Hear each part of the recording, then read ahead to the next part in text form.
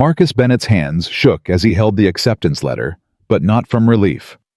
The $95,000 salary could save his life, pay for Noah's therapy, stop the eviction. But standing in Victoria Ashford's marble foyer, watching her tear apart a private investigator's report, with her bare hands, screaming that her daughter was still alive somewhere, he realized he'd just signed up to work for a woman everyone called the Ghost of Portland. She turned to him, mascara streaking down her face, and said 5 words that made his blood run cold. "You'll help me find her." Before we begin, please subscribe to our channel and watch this story until the very end. Comment below with your city so I can see how far this story has traveled. Now let's continue. 3 days earlier, Marcus had been standing in his kitchen at 2 a.m., staring at numbers that wouldn't add up no matter how many times he recalculated them. Noah's speech therapist wanted $200 per session, twice weekly. The landlord had taped a final eviction notice to his door, $4,000 in back rent, or they were out by Friday. His credit cards were maxed. His parents were dead. Elena's family had cut him off after the funeral, blaming him for not catching her cancer sooner, as if love could have been a diagnostic tool. The classified ad glowed on his phone screen. Personal courier and estate assistant, $95,000 annually. Immediate hire, Ashford Manor. He'd scrolled past it twice before. Everyone in Portland knew about the Ashford Manor job. It had been posted for 5 months. No one lasted more than a week. His neighbor, Mrs. Chen, had warned him over the fence that afternoon while hanging laundry. "My daughter's friend took that job last year. Quit after 3 days. Said Mrs. Ashford was insane driving to the same places every single day, crying in the back seat, screaming at police stations.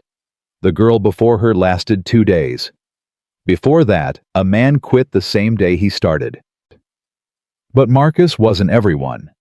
He was a father watching his son disappear into silence 8 months after watching his wife disappear into a grave. He pressed call. A man answered on the first ring, voice cultured and weary. "Ashford Manor. Edmund speaking." "The courier position," Marcus said.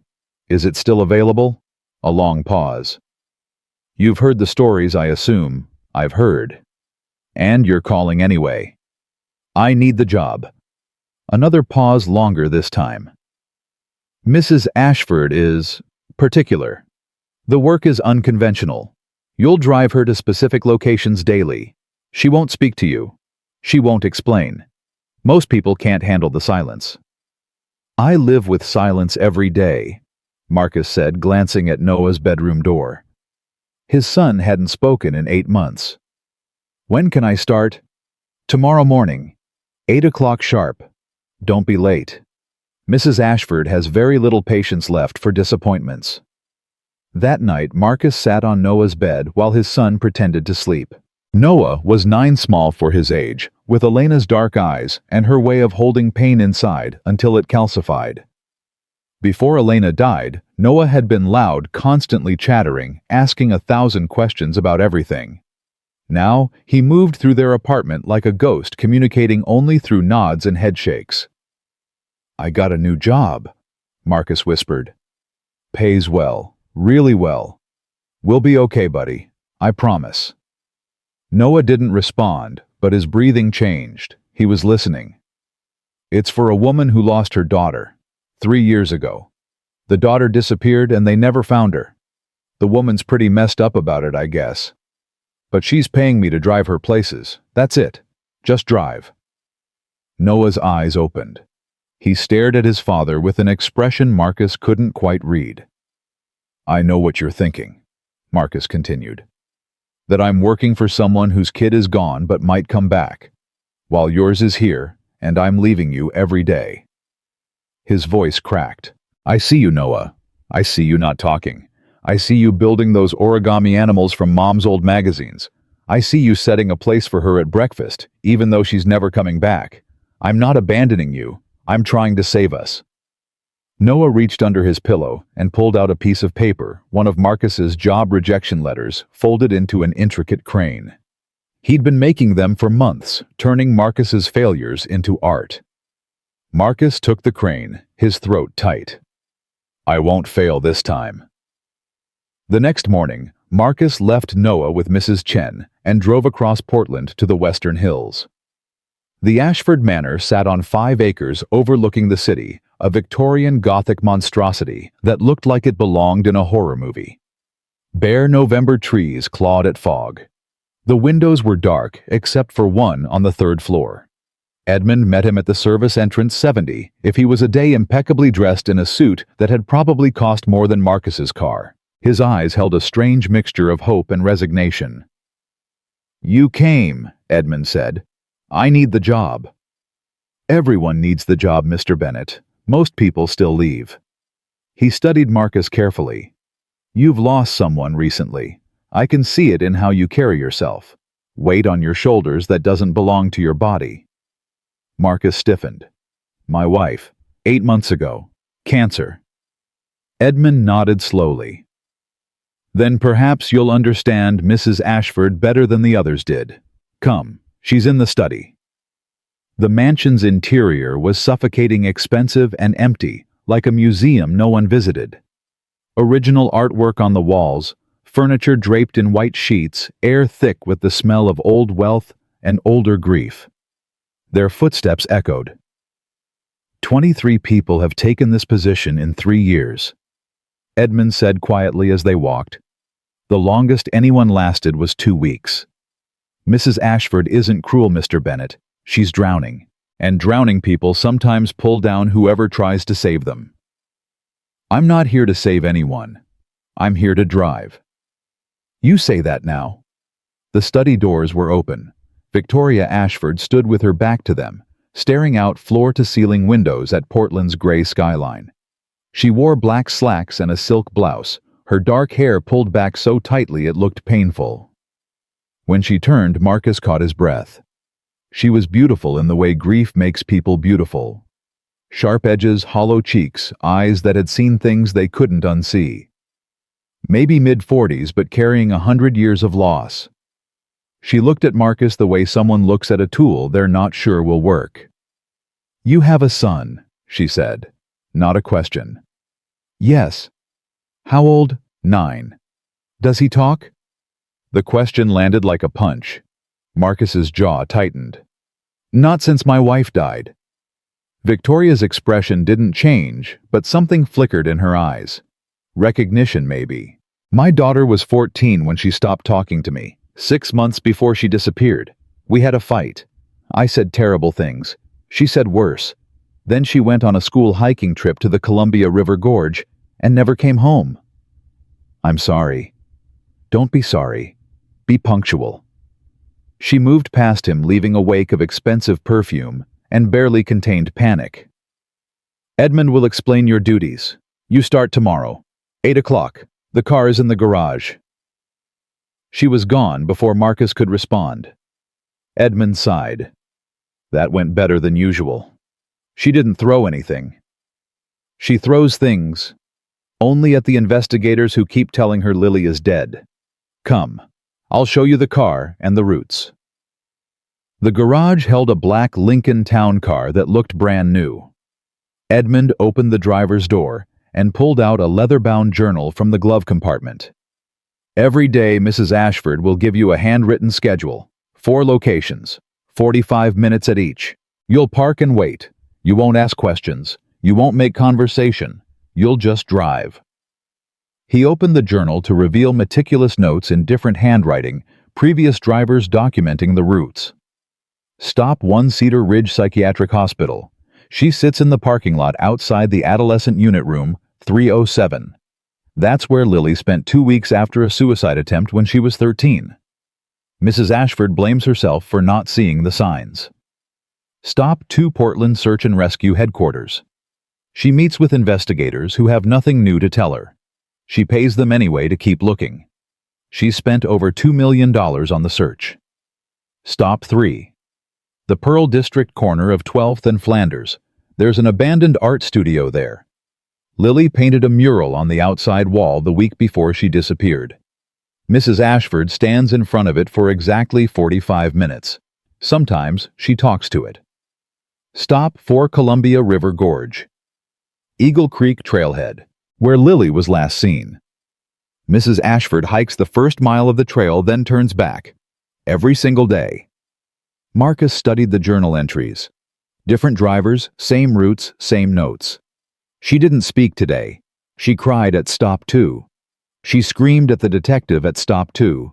She collapsed at stop 4. Why does she do this? Marcus asked.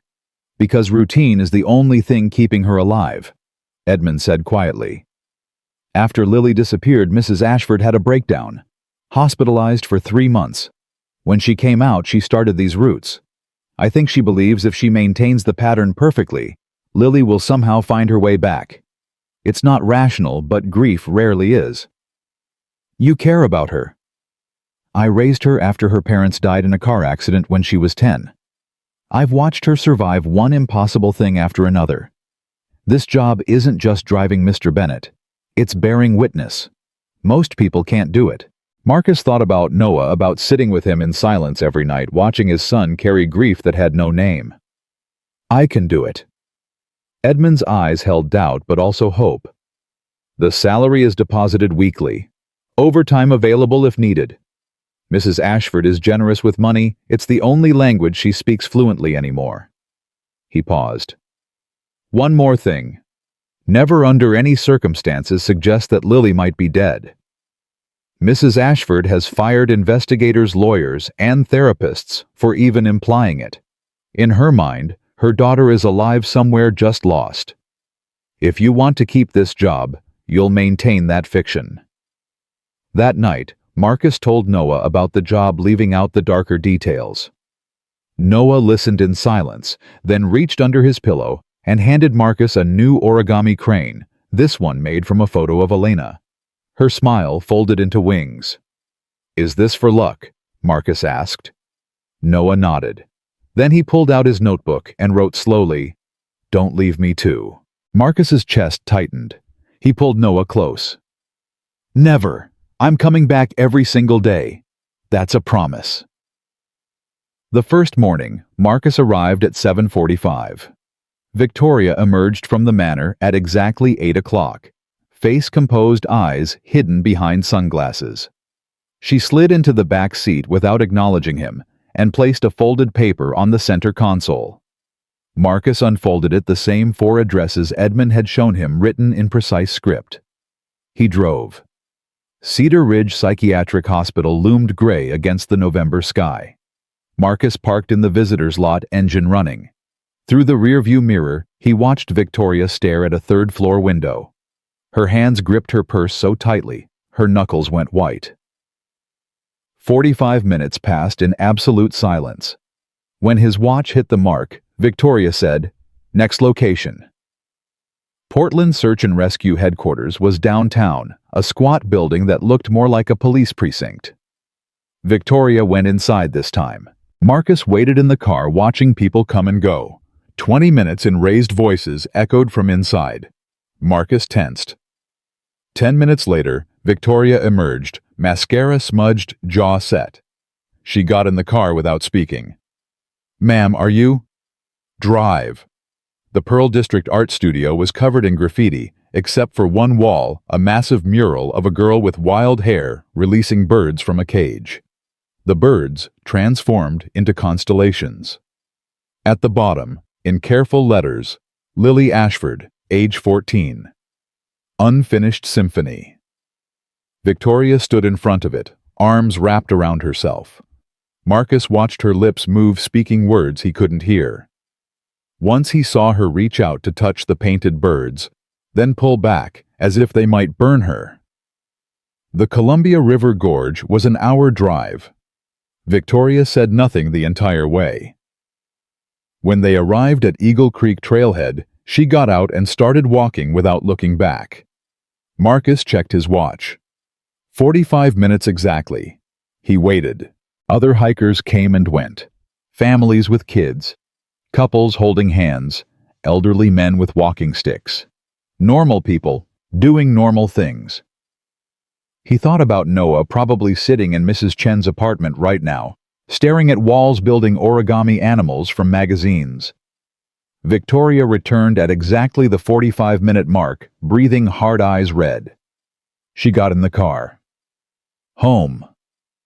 That night, Marcus came back to his apartment to find Noah had built an entire city of origami animals and birds and geometric shapes arranged on the living room floor.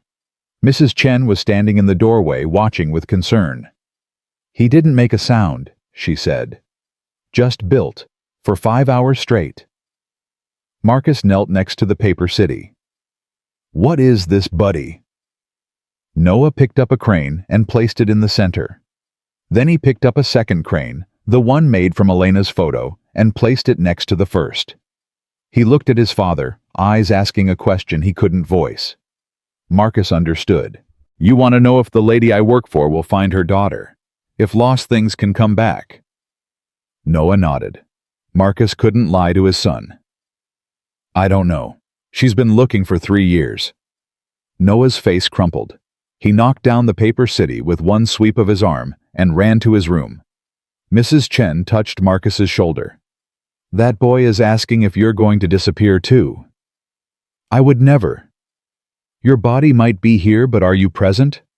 Are you showing him that life continues after loss? Or are you just surviving?" Marcus didn't have an answer. The pattern continued for 2 weeks. Same routes, same stops, same silence. Victoria never spoke beyond directions. Marcus learned to read her breathing shallow at the hospital, ragged at the search and rescue building, almost non-existent at the mural, desperate at the trailhead. On the 15th day, something changed. At the search and rescue headquarters, Victoria didn't emerge after 20 minutes. Or 30. At 40 minutes, Marcus heard shouting. He got out of the car and moved closer to the building. Through the windows, he could see Victoria in a conference room standing over a desk, papers scattered everywhere. "Then find her!" Her scream carried through the glass. "I'm paying you to find her!" A detective, a woman in her 50s, stood calmly. "Mrs. Ashford, it's been 3 years. We've searched every. She's not dead. We haven't said she's dead. But we have to consider all possibilities. Lily was struggling with depression. She'd attempted suicide before the trail conditions that day." Victoria grabbed a framed photo from the detective's desk and hurled it at the wall. Glass shattered. 2 officers moved toward her. Marcus was inside before he could think. "Mrs. Ashford?" She spun wild-eyed, not recognizing him for a moment.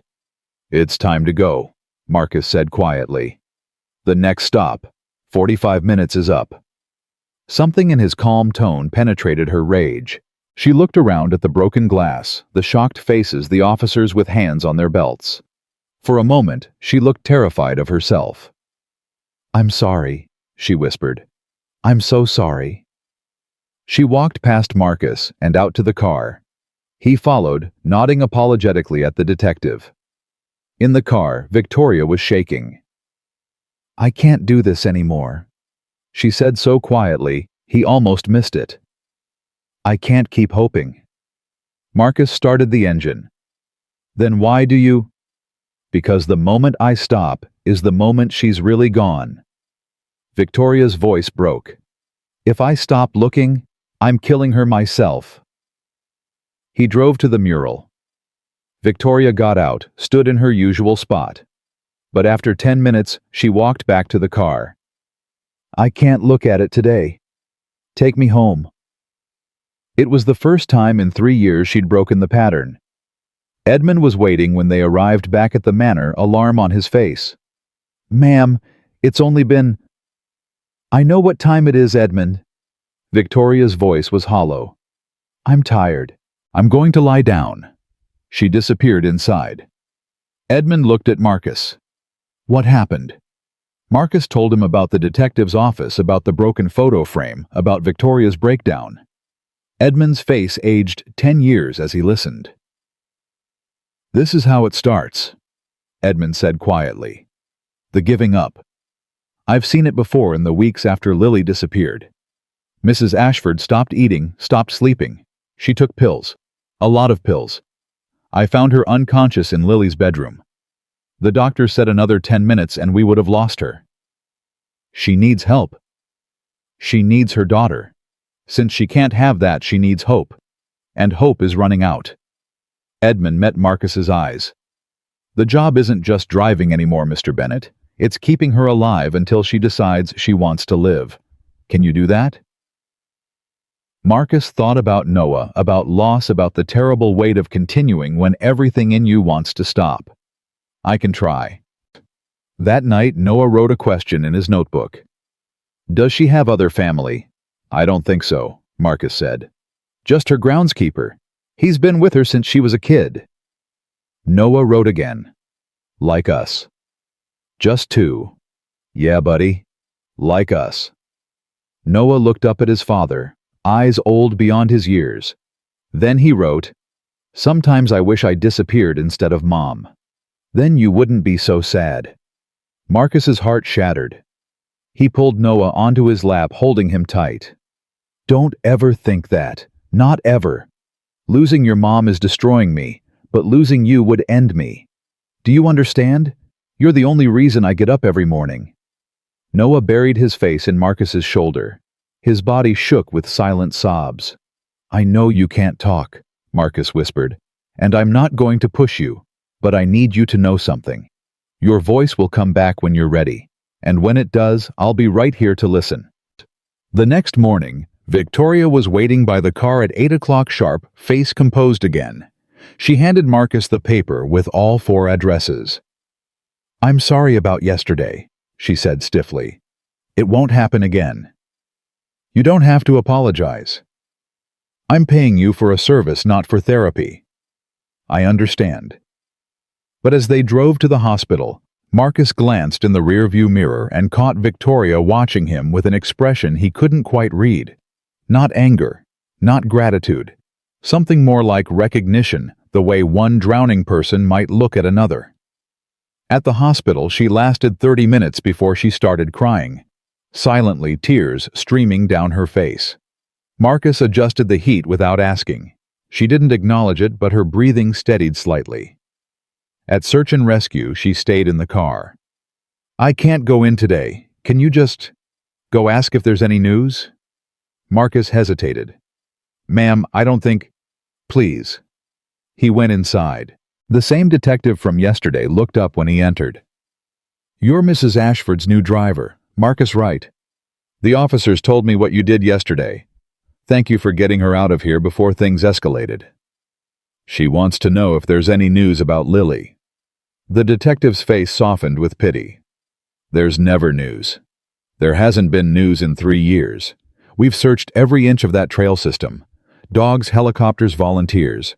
Lily either left of her own accord or she's not alive to be found. I can't keep taking Mrs. Ashford's money to tell her the same thing every day. Then what should I tell her? Tell her what I tell all the families who can't let go, holding on to hope this long isn't love. It's torment. And at some point, she has to choose whether she wants to keep torturing herself or start living again. Marcus went back to the car. Victoria looked at him expectantly. No news, he said. But they're still looking. He couldn't bring himself to tell her the truth. They're still looking.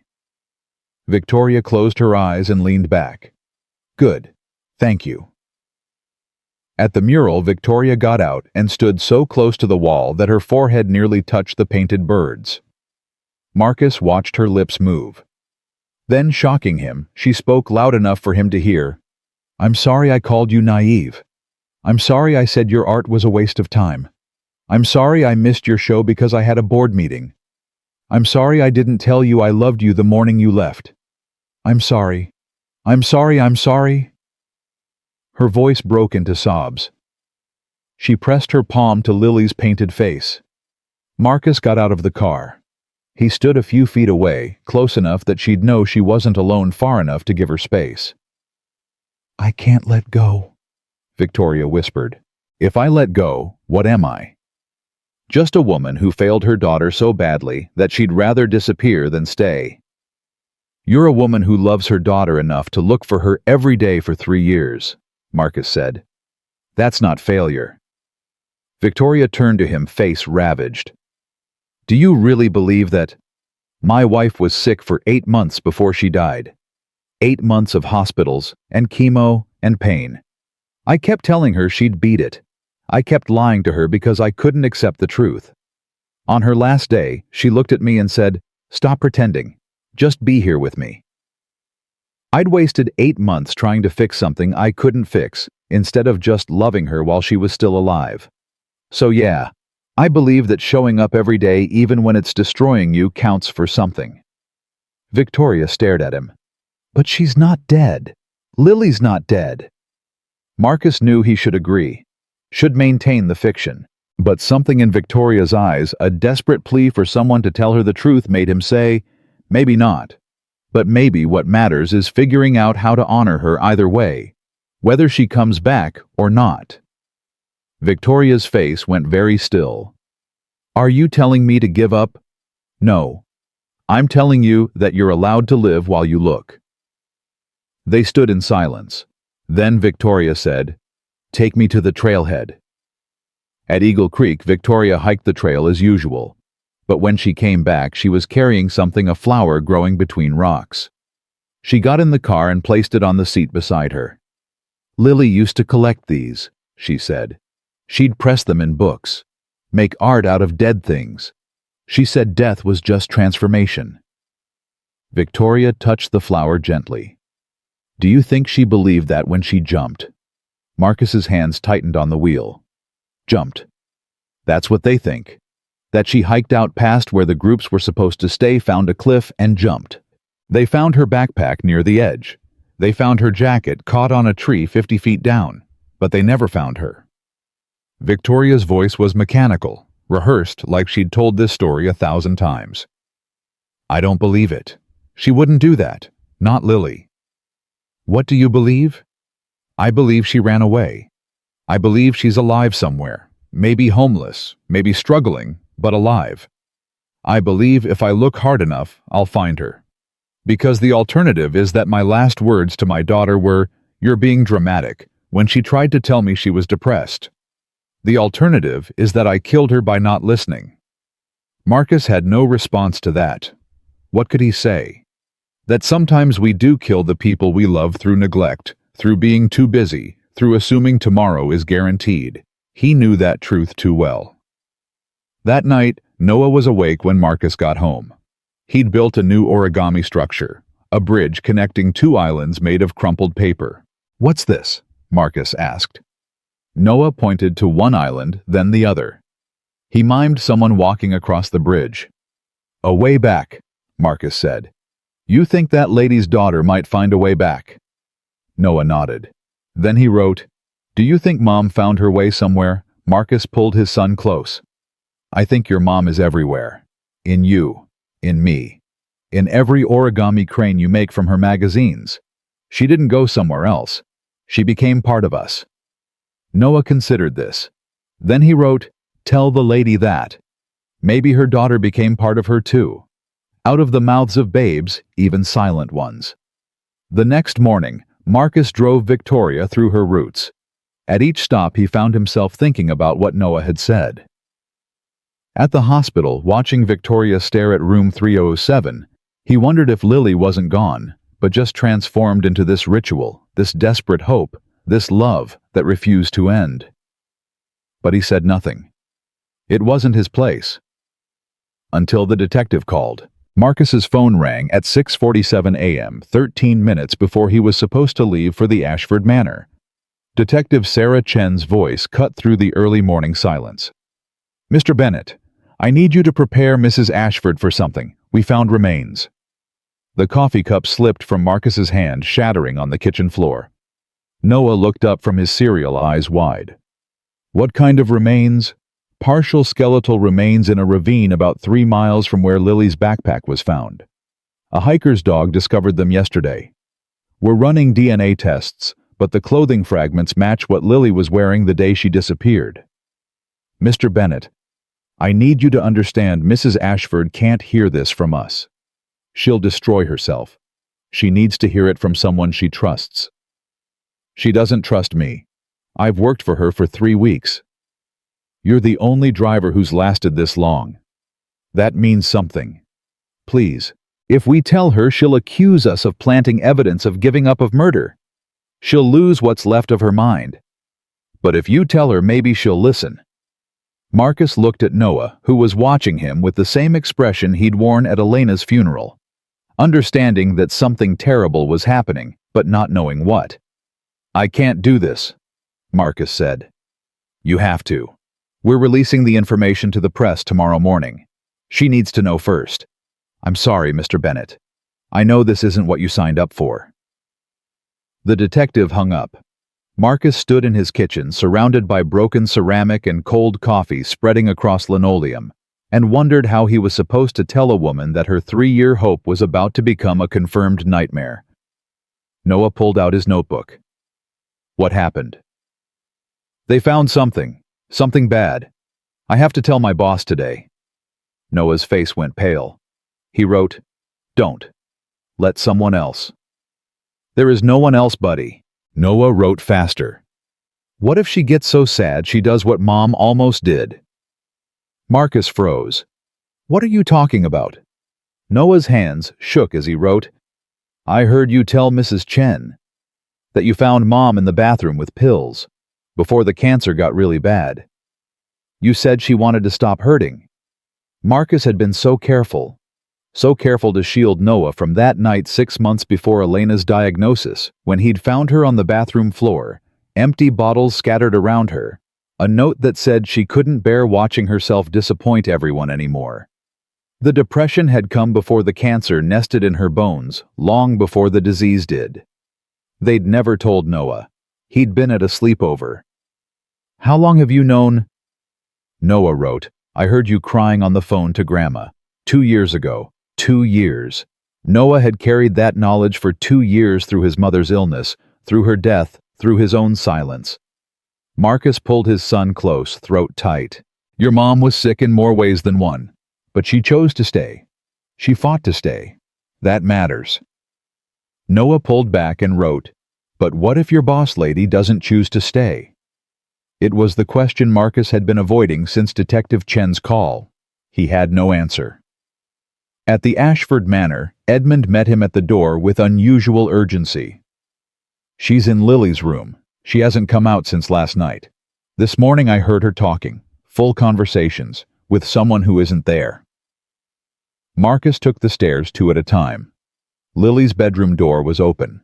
Victoria sat on the floor surrounded by photo albums wearing the same clothes from yesterday, hair loose and wild.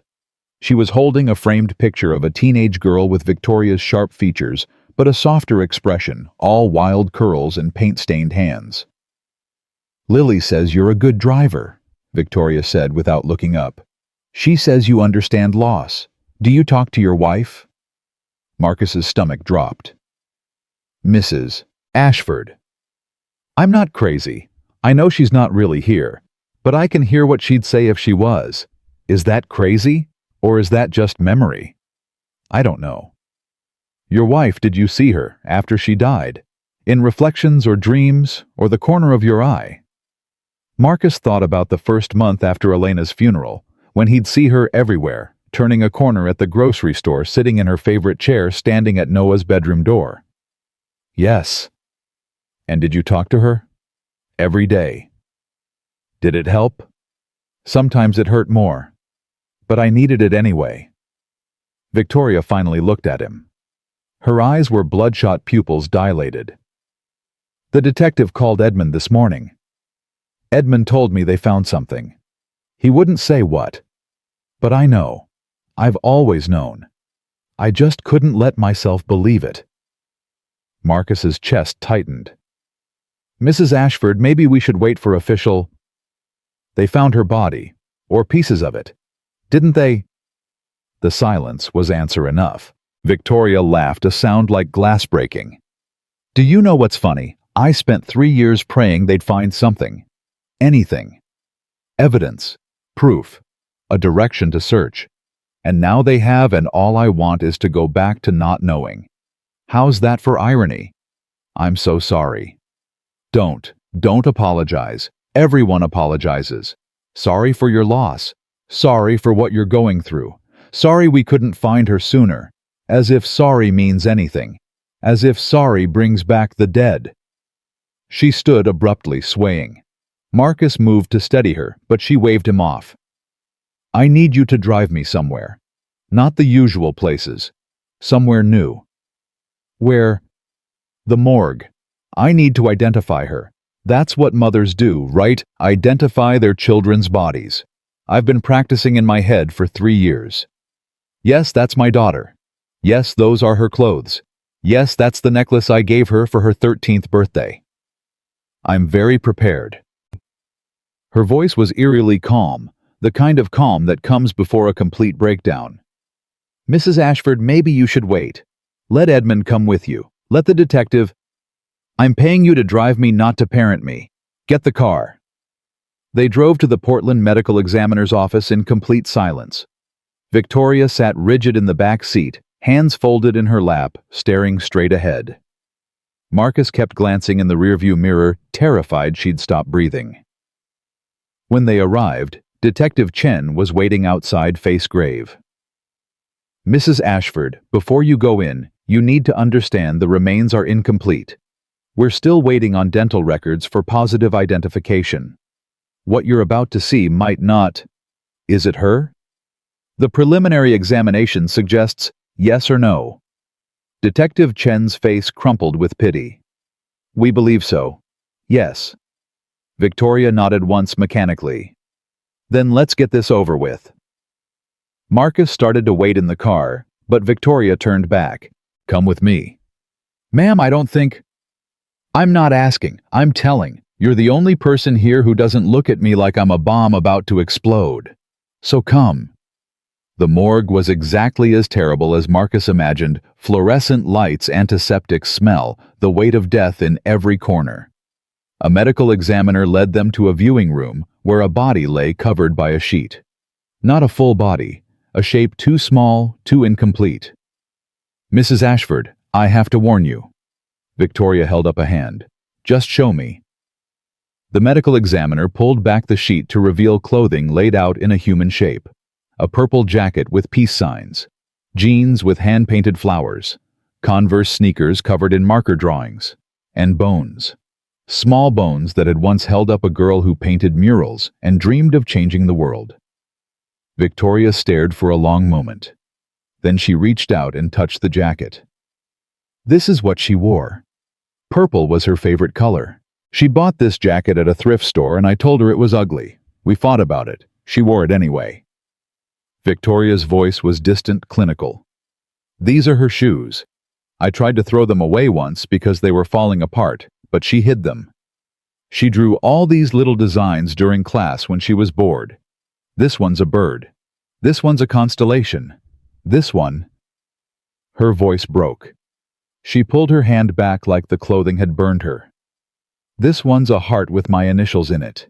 She drew it the morning she left, the morning I told her she was being dramatic, the morning I was too busy for breakfast, the morning I... Victoria's legs gave out. Marcus caught her before she hit the floor. She didn't fight him, just collapsed against his chest, making sounds that weren't quite sobs, more like the noises an animal makes when it's dying. I killed her, Victoria gasped. I killed my daughter. No, you didn't. I did. She tried to tell me she was drowning, and I told her to swim harder. She tried to show me she needed help, and I said she was seeking attention. She tried... Victoria's breath came in horrible, choking gasps. She tried so hard to make me see her, and I was blind, and now she's bones in a jacket I called ugly. Marcus held her while she broke apart. He'd done this before, held someone while their world ended. He'd held Elena when the doctor said there was nothing more they could do. He'd held Noah when his son realized his mother wasn't coming home. He knew how to be an anchor when someone needed to drown for a minute. Detective Chen appeared with a chair, but Victoria refused it. She pulled away from Marcus, wiping her face roughly. I want to see the rest. Mrs. Ashford, I strongly advise. Show me where you found her. I want to see exactly where my daughter died alone while I was in board meetings deciding which buildings to buy. 20 minutes later, they were driving to the Columbia River Gorge with a police escort. Victoria sat in the back seat, face pale, hands trembling. Marcus wanted to say something, anything but what words exist for this. They parked at a trailhead Marcus didn't recognize. Detective Chen led them down a steep path over fallen logs through dense undergrowth. After 30 minutes of hiking, they reached a ravine. Yellow crime scene tape marked the area. The dog found the remains about 15 feet down. The position and surrounding evidence suggests she fell from the trail above. Whether it was intentional or accidental, we may never know. Victoria stared down into the ravine. Which do you think it was? Ma'am, I don't. Answer me. Detective Chen looked uncomfortable. Based on the location and the fact that her backpack was found deliberately placed on a rock a quarter-mile back along with her phone turned off, I believe it was intentional. I believe she came out here knowing what she was going to do. Victoria absorbed this like a physical blow. Then she started climbing down into the ravine. Mrs. Ashford, you can't... But she was already gone, sliding down the rocky slope. Marcus cursed and followed his dress shoes completely inappropriate for the terrain. He caught up to her at the bottom where the crime scene tape fluttered in the wind. Victoria knelt on the ground, running her hands over rocks and dirt. She was here. For 3 years, she was right here. While I was searching everywhere else, spending millions on investigators and psychics and false leads, she was here. 15 minutes from home. I probably drove past this spot 1,000 times. You couldn't have known. I should have known everything. That's what mothers do. They know. They sense. They feel when something's wrong. Victoria's voice turned savage. But I didn't feel anything except annoyed that she was being difficult. I didn't sense anything except that she was disrupting my carefully planned life. I didn't know anything because I never bothered to look. She picked up a rock and threw it, then another, screaming wordlessly. Marcus let her. Sometimes, rage is the only language left. When she finally stopped gasping, she said, "I need to go home." The drive back was silent, except for Victoria's ragged breathing. When they reached the manor, Edmund was waiting, face etched with worry. Victoria walked past him without speaking and disappeared into the house. Edmund turned to Marcus. "How bad?" "They found her. Remains. In a ravine. Detective thinks suicide." Edmund's face aged a decade. "Dear God, I should go to her." "Give her a minute." They waited in the foyer, listening to the sounds of Victoria moving through the house above them. Doors opening and closing. Footsteps. Then silence. Edmund frowned. "That's not good." They took the stairs quickly. Lily's bedroom door was locked. Edmund knocked. "Ma'am, please let me in." No answer. "Victoria, I've known you since you were 10 years old. Open this door." Still nothing. Marcus remembered Noah's question that morning. What if she gets so sad, she does what Mom almost did? He didn't think. He threw his shoulder against the door. Once, twice, the lock gave on the third hit. Victoria was sitting on the floor with a bottle of pills in one hand and a glass of water in the other. She looked up at them with dead eyes. "Get out!" "Ma'am, please!" Edmund's voice broke. "I said get out. Both of you. This is my house and my life and my choice." Marcus moved slowly into the room. "It's your choice. You're right. I can't stop you. Edmund can't stop you. But before you make it, I need you to know something. I don't want to hear about hope or healing or time making things better. I've heard it all. That's not what I'm going to say." Marcus sat on the floor across from her, leaving distance between them. "I'm going to tell you about the night I found my wife unconscious with a bottle of pills just like those, 6 months before she was diagnosed with cancer." Victoria's hand tightened on the bottle, but she didn't move. Elena had been depressed for years. Since Noah was born, maybe before. I didn't see it because I was busy with work, with being a new dad, with all the things that seemed important at the time. One night I came home early and found her on the bathroom floor. She'd written a note saying she was tired of being a burden, tired of disappointing everyone, tired of existing. Marcus's voice remained steady, even as the memory cut through him. The doctors pumped her stomach. Psych evaluation therapy medication. She got better. Or I thought she did. 6 months later, the cancer diagnosis came. And you know what she said to me? She said, "I'm glad I didn't succeed that night. I'm glad I get to fight this instead. At least cancer is something I can name." Victoria was listening now, pills still in her hand, but her focus on him. She fought for 8 months, hard. Brutal treatments that destroyed her body, but she kept going because she said Noah deserved to see that fight matters even when you lose. And then she died anyway. Marcus paused. Want to know what her last words to me were? Victoria nodded slightly.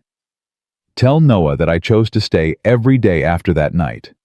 Tell him that choosing to live when everything hurts is the bravest thing a person can do. Tell him that if he ever feels like I did to choose to stay, just one more day, and then one more after that. The silence stretched. Victoria looked down at the pills. Your daughter didn't have anyone telling her to stay one more day. She didn't have anyone showing her that you can live through unbearable pain. But you do. You have people who need you to choose differently than Lily did. I don't have anyone. You have Edmund, who raised you and has stood by you for 40 years. You have me, who's driving you around every day watching you drown. You have a whole city of people who've been following your daughter's story hoping for a miracle. And you have Lily's memory, which deserves better than for you to follow her off that cliff. Victoria's hands started shaking. I don't know how to live with this. Neither did I. Neither does my son. But we get up every day and we try. Some days we fail. Some days Noah doesn't eat, and I don't shower, and we just exist in our apartment like ghosts. But we're still here. That has to count for something. Does it get better? Marcus thought about his careful answer. He could lie. He could offer false hope. But Victoria deserved the truth. No, it doesn't get better. It gets different. The pain becomes part of you instead of all of you. You learn to carry it. Some days it's heavier than others, but you carry it because the people you love deserve to be carried even after they're gone. Victoria looked at the pills for a long moment. Then she held them out to Edmund. Take these. All of them. Everything in the medicine cabinet. I don't trust myself. Edmund took the bottle with shaking hands, tears streaming down his face. Thank you. Thank you. Victoria turned to Marcus. I need you to keep driving me, not to the old places, to new ones. Can you do that? Where do you want to go? I don't know yet. Somewhere that isn't a grave or a memory or a place my daughter died. Somewhere that might help me figure out how to be a mother to a dead child. Marcus nodded. I can do that. That night, Marcus came home to find Noah waiting up, eyes red from crying. He'd built another origami structure. A bridge collapsed in the middle. She didn't find a way back, Marcus said quietly. Her daughter didn't make it. Noah's face crumpled. He wrote, Is the lady dead too? Almost. But she chose to stay.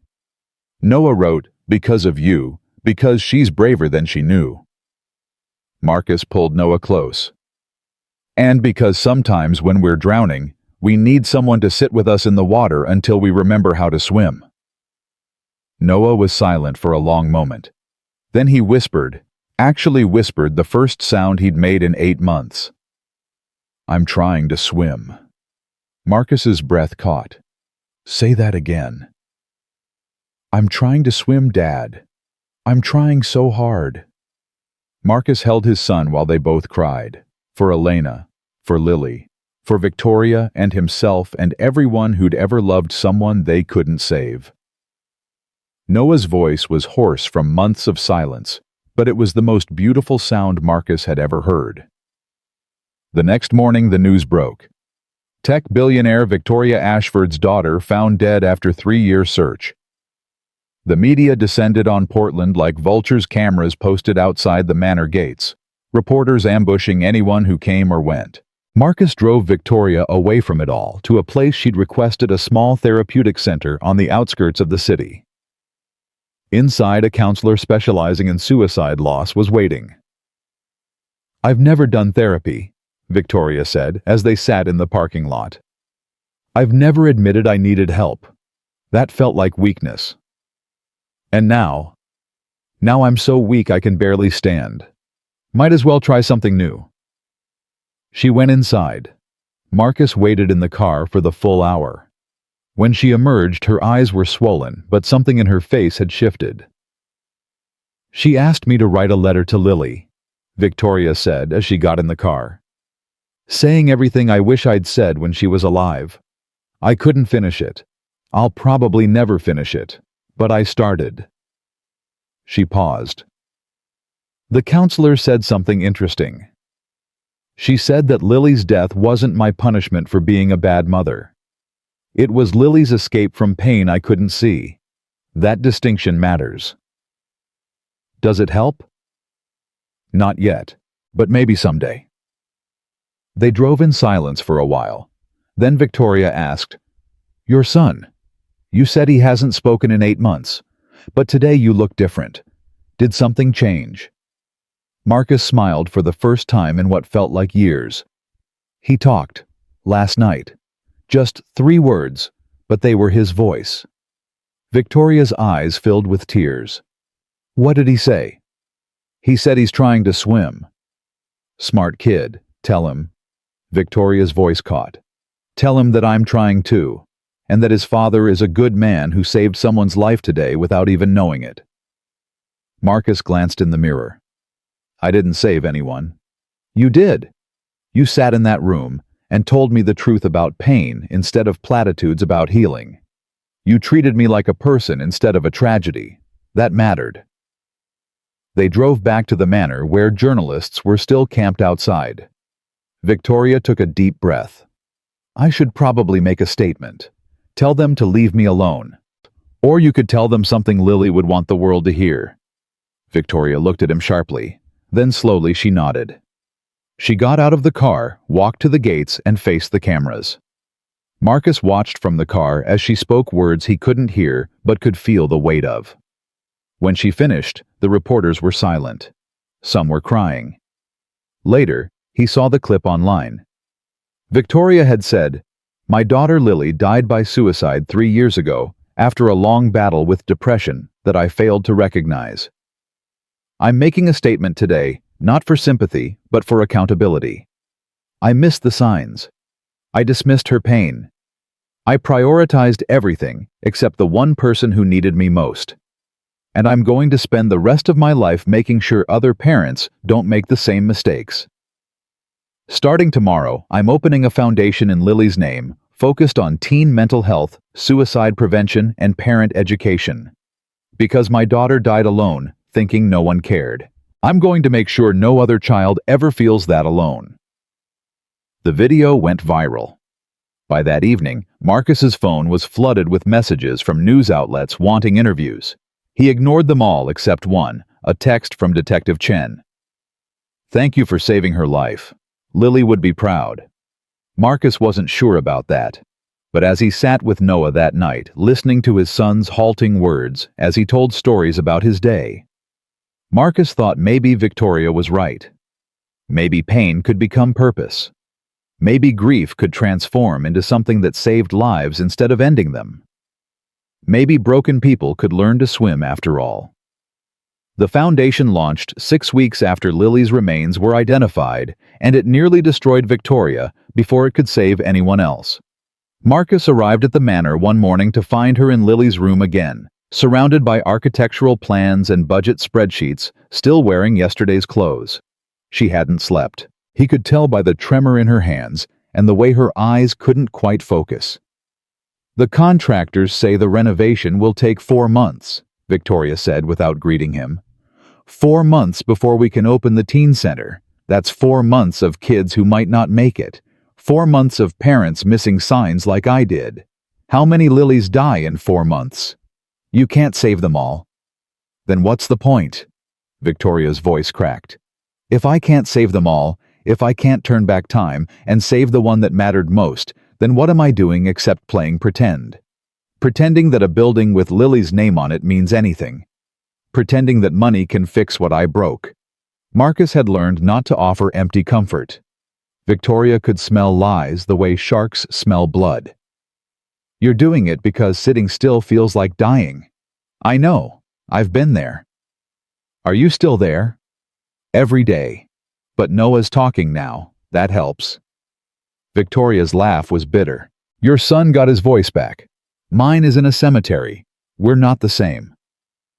No, we're not. But we're both still here. That has to mean something. Before Victoria could respond, Edmund appeared in the doorway, face pale. Ma'am, there's a woman at the gate. She's been there for an hour. Security says she won't leave until she speaks with you. She says her daughter is missing. Victoria stood so fast she knocked over a stack of papers. What? Her daughter ran away 3 days ago, 16 years old. History of depression. The woman saw your interview and she thinks she believes you might understand. Victoria was already moving Marcus close behind. They reached the gate where a woman in her 40s stood clutching a photograph, eyes wild with the specific terror of a parent whose child has vanished. Marcus recognized that look. He'd seen it in Victoria's face for 3 years. Please, the woman said through the intercom. Please, I know you don't know me, but I watched your interview, and I thought my daughter Emily left a note saying she couldn't do this anymore. The police are looking, but they say the first 72 hours are critical, and it's been almost that, and I don't know what to do, and you're the only person who might understand. Victoria's finger hit the gate release before the woman finished speaking. The gate swung open, and the woman stumbled through, nearly falling. Victoria caught her. When did she leave? What was she wearing? Does she have money? A phone? Where are her usual places? The questions came rapid-fire, clinical. The voice of someone who'd spent 3 years asking these same questions about her own daughter. The woman, whose name was Janet Reeves, sobbed out answers between gasping breaths. Emily had left Tuesday night after a fight about grades. She'd taken her backpack, some clothes, $60 from the grocery money. Her phone was off. She'd mentioned a friend who lived near the waterfront, but Janet didn't know which friend or where exactly. My husband says I'm overreacting, Janet said. He says she's just being dramatic, that she'll come home when she gets hungry. But I know in my bones something's wrong. The same way I knew when she tried to cut her wrist last year. The same way I knew when she stopped eating. I know. Victoria's face went very still. Your husband said she's being dramatic. He doesn't understand depression. He thinks it's just teenage angst that she needs to toughen up. And what do you think? I think my daughter is going to kill herself if we don't find her. Janet's voice broke completely. I think I'm watching her slip away, and I don't know how to hold on. Victoria turned to Marcus. Get the car. We're going to find her. Ma'am, the police? The police didn't find my daughter for 3 years, and when they did, it was too late. We're going now. 15 minutes later, they were driving toward Portland's waterfront, with Janet in the back seat next to Victoria, pouring out every detail about Emily. How she'd been a straight-A student until last year. How the depression had come on gradually, then all at once. How the medications helped some, but not enough. How Emily had started talking about how the world would be better without her, how she was a burden, how everyone would be relieved if she just disappeared. What did you say when she told you that? Victoria asked. I said she was wrong, that we loved her, that she mattered. Did she believe you? Janet's silence was answer enough. Lily told me the same things, Victoria said quietly. That she was a burden. That I'd be happier without her to worry about. I said she was being dramatic. I said she was seeking attention. I said a lot of things that made her feel more alone. She turned to Janet. But you're here now. You're looking. That's more than I did. They started at the waterfront, showing Emily's photo to homeless kids clustered under bridges, to dock workers, to late-night diner staff. No one had seen her. Marcus watched Victoria work with the focused intensity of someone running from demons. She talked to runaways like they were people instead of problems. Asked questions that actually listened to the answers, handed out her personal number to kids who looked like they needed someone to call. One girl, maybe 15, with track marks on her arms and eyes that had seen too much, stared at the photo for a long time. I might have seen her. Maybe. At the youth shelter on Morrison Street. But that was yesterday morning and she didn't stay. Victoria grabbed the girl's shoulders. Are you sure? Purple backpack wearing a green jacket? Yeah, but she said she wasn't staying. Said shelters call parents and she couldn't go back. Where would she go instead? The girl shrugged. Abandoned buildings probably. Lots of kids crash in the old warehouse district. But it's not safe, especially for young girls. There's guys there. She stopped, not needing to finish the sentence. Victoria's face went white. She turned to Marcus. Drive, now! The warehouse district was exactly as dangerous as the girl had suggested. Broken windows, trash-strewn lots, the kind of place where screams wouldn't bring help. Marcus parked, and they got out, Janet staying close to Victoria like a lifeline. Emily, Janet called out. Emily, if you're here, please answer. I'm not mad. I just want you safe. Her voice echoed off empty buildings and got no response. They split up, Marcus checking the ground floors, while Victoria and Janet took the second level of a partially collapsed structure. Marcus's phone rang just as he found signs of recent habitation. Sleeping bags, food wrappers, the detritus of teenagers with nowhere to go. Marcus, Victoria's voice was shaking. We found something. Second floor, northwest corner. Come now. He took the stairs 3 at a time and found Victoria and Janet standing in a doorway. Inside, Emily sat on a concrete floor with a bottle of pills in one hand and her phone in the other, tears streaming down her face as she typed. Baby, Janet breathed. Oh, baby, please. Emily looked up, and Marcus saw the exact expression he'd seen on Victoria's face in Lily's bedroom. Not relief at being found, anger at being interrupted. Get out, Emily said. Her voice was hoarse, exhausted. I'm not coming home. I'm not doing this anymore. Victoria moved before anyone could stop her, sliding down to sit on the floor across from Emily, just like Marcus had done with her. Not close enough to grab, but close enough to matter. What are you going to take? Victoria asked calmly. Emily blinked, thrown by the question. What? The pills. What are they? How many do you have? Do you know how many it takes? Because I can tell you from experience, people get it wrong a lot. They take too few and just end up with organ damage. They take the wrong kind and die in a really painful way, instead of just going to sleep like they hoped. It's important to research these things. Victoria! Marcus started, horrified. But Victoria held up a hand, eyes locked on Emily. I'm not being cruel. I'm being honest. You're 16. You think you want to die. Maybe you do. But before you make that choice, I need you to understand what happens after.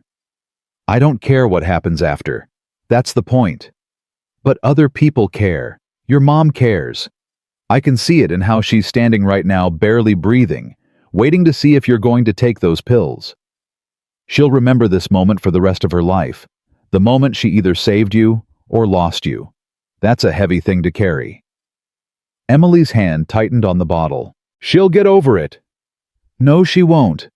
Want to know how I know? Victoria's voice remained steady, even as tears started falling. Because my daughter did what you're thinking about doing. 3 years ago. She took a hike and didn't come back, and I haven't had one single day since then where I didn't think about it. Not one morning where I woke up without the weight of her death on my chest. Not one night where I didn't imagine what I could have done differently. Emily stared at her. You're Victoria Ashford, the woman from the news. I'm the woman whose daughter killed herself because I was too stupid and too selfish to see she was drowning. I'm the woman who spent 3 years searching for a body instead of 3 years preventing a suicide. I'm the woman who has to live with the fact that the last thing I said to my daughter was that she was being dramatic. Victoria's voice cracked. So believe me when I tell you, your mom will not get over it. Ever. But she'll be better off without me. Everyone will. I'm just a burden. My daughter thought the same thing. Want to know what I learned after she died? Victoria leaned forward slightly. She was wrong. So wrong. The world is darker without her in it. Smaller, less colorful. Every day I wake up and there's a lily-shaped hole in reality that nothing will ever fill. You think you're a burden? You're not. You're a person. Complicated and hurting and important. And if you take those pills, the people who love you don't get better. They get broken in ways that never heal. Emily's hand started shaking. I'm so tired. I'm so tired of hurting and nobody understanding and having to keep fighting when I don't want to fight anymore. I know. God, I know. And I can't promise it gets easier. I can't promise the pain goes away. But I can promise that if you stay, there's a chance it gets different. If you go, there's no chance at all. Janet finally moved slow and careful, sitting down next to Victoria. Baby, I'm sorry. I'm sorry I didn't see how bad it was. I'm sorry I didn't fight harder to make your dad understand. I'm sorry for every time I missed the signs. But please, please give me a chance to do better. Please stay. Emily looked between them at her mother's tear-streaked face and Victoria's raw honesty. What if I can't? What if I'm too broken? Then we'll be broken together, Janet said, and we'll figure it out one day at a time, 1 hour at a time if we have to. But you don't have to do this alone anymore. I'm here. I'm finally here. The silence stretched so long Marcus thought his heart would stop. Then slowly, Emily held out the pill bottle to her mother. I don't know how to keep living. Neither do I, Victoria said. But I'm learning. And I can teach you what I know so far. It's not much, but it's something. They got Emily to a hospital where she was admitted for psychiatric evaluation. Janet rode in the ambulance, but not before gripping Victoria's hand so hard it left marks. You saved her life. You saved my daughter's life. I didn't save anyone. I just told the truth about loss. That's the same thing. After they left, Victoria stood in the warehouse doorway, staring at the spot where Emily had almost died. Marcus stood beside her waiting. I couldn't save Lily, Victoria finally said. But I could save that girl. Is that enough? Does one life make up for the one I lost? It's not about making up for anything. It's about using what you learned from the worst moment of your life to prevent someone else's worst moment. That sounds like something a therapist would say. My son's therapist says it. She's pretty smart. Victoria laughed, a sound still rough around the edges, but real. I want to expand the foundation, not just a teen center. Crisis intervention. Trained counselors who can respond to situations like this. A hotline staffed by people who've lost kids to suicide so callers know they're talking to someone who understands. I want to build something big enough that no parent has to stand in a warehouse wondering if they'll watch their child die. That's going to cost a fortune. I have a fortune. What else am I going to do with it? Buy more buildings I don't need? No. Lily died broke and alone and scared. I'm going to make sure other kids don't have to die at all. The shift in Victoria after that night was seismic. She threw herself into the foundation work with the same obsessive energy she'd previously spent searching for Lily, but channeled towards something constructive. Marcus found his job evolving from driver to operations coordinator to whatever Victoria needed him to be on any given day. The teen center opened 4 months later, but they'd already helped 32 kids through crisis intervention and emergency counseling. The phones rang constantly. Parents called in panic. Teenagers called in desperation. And slowly the foundation built a reputation as a place that understood. But Victoria was burning out. Marcus could see it in how her hands shook during meetings, how she couldn't sleep more than 3 hours a night, how she'd stopped eating regular meals.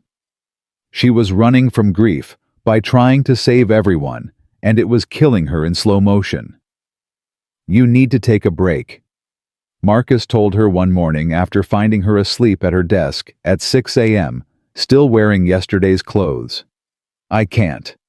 There are 3 families who called yesterday, 2 kids in crisis, a board meeting at noon. And you're going to be useless to all of them if you collapse. When's the last time you took a full day off? Victoria stared at him like he'd spoken a foreign language. Days off are for people who have lives to live. I have work to do. This isn't work. This is punishment. You're punishing yourself for not saving Lily by trying to save everyone else. But you're human. You'll break if you keep this up. Good. Maybe I deserve to break. Marcus lost his patience. That's bullshit and you know it. Lily wouldn't want this. She wouldn't want you destroying yourself in her name. Victoria's face went cold. Don't tell me what my daughter would want. You didn't know her. You're right. I didn't. But I know what my wife wanted before she died. She wanted me to live, to be a real father to Noah, to find joy again even if it felt impossible. And every time I crawl into bed at 2 a.m. exhausted and broken, I remember that, and I try harder to actually live instead of just exist. That's what Lily would want too. How would you know? Because that's what everyone who loves us wants, for us to survive them, to thrive despite them being gone. Your daughter painted murals about freedom and transformation. You think she'd want you in chains to her memory? Victoria's composure cracked. I don't know how to be a person without her to fail. Being a bad mother was my identity for so long. Now she's gone and I'm trying to be a good mother to everyone else's kids, and it's not working. I'm not good at this. I'm not good at anything except making money and losing people. That's not true. It is. You want to know what Emily's mother said to me last week? She thanked me for saving her daughter's life, said I was a hero. But I'm not a hero, Marcus. I'm a coward who let her own child die, and now I'm scrambling to live with myself. The foundation isn't noble, it's selfish. It's me trying to buy my way out of guilt. So what if it is? If the result is kids staying alive, does your motivation matter? Victoria looked at him with something like hope. You really believe that? I believe grief makes us do strange things. Some people drink, some people shut down. You're trying to save the world. As coping mechanisms go, that's pretty constructive. She almost smiled. My therapist says the same thing, less eloquently. You're in therapy now. Twice a week. Court mandated after I nearly overdosed. But it's helping.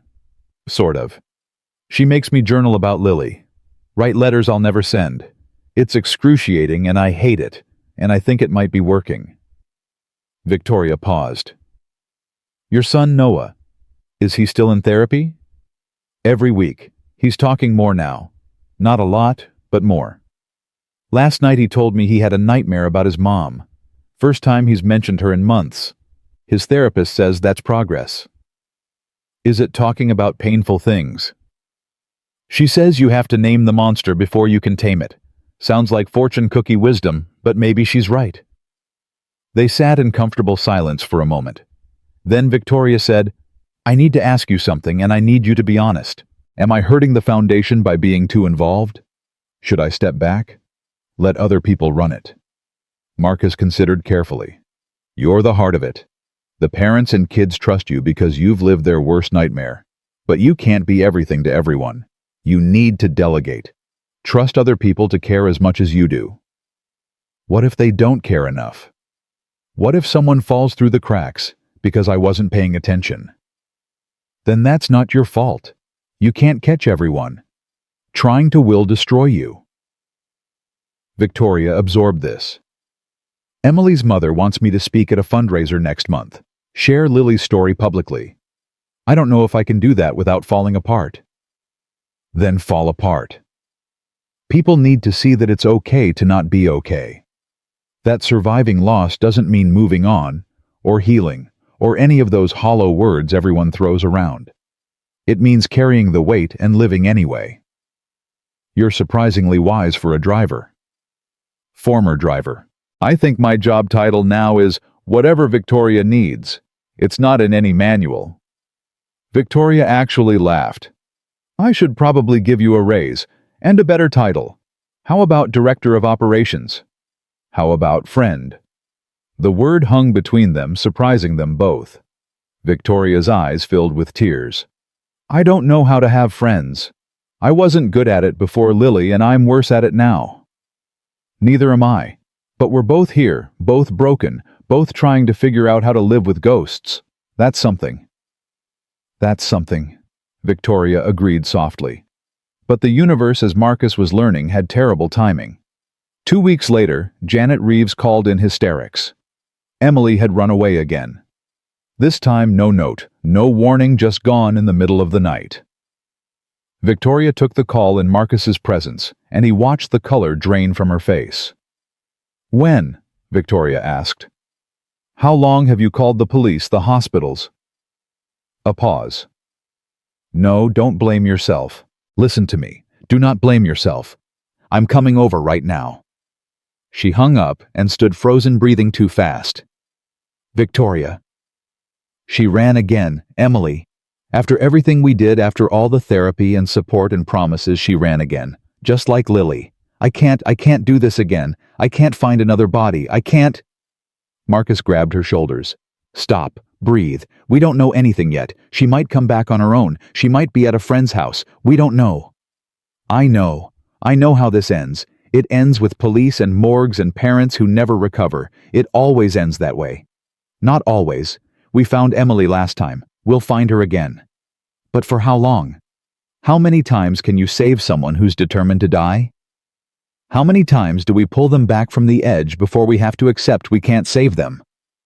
The question hit Marcus hard because he'd asked himself the same thing about Elena. How many times had he driven her to chemo knowing it wasn't working? How many times had he watched her suffer, knowing each treatment was just delaying the inevitable? As many times as it takes, he said, until we can't anymore. That's what love is. Victoria looked at him with something between gratitude and despair. I don't know if I'm strong enough. You are, and you're not alone this time. You have the whole foundation. You have me. We'll find her. They found Emily 6 hours later at a train station ticket to Seattle in her hand, and tears on her face. She saw Victoria and Janet approach and didn't run. I couldn't do it, Emily said. I bought the ticket. I was going to leave and never come back and let everyone think I was dead. But I kept thinking about what you said, about the hole I'd leave. And I couldn't do that to my mom. But I also can't keep living like this.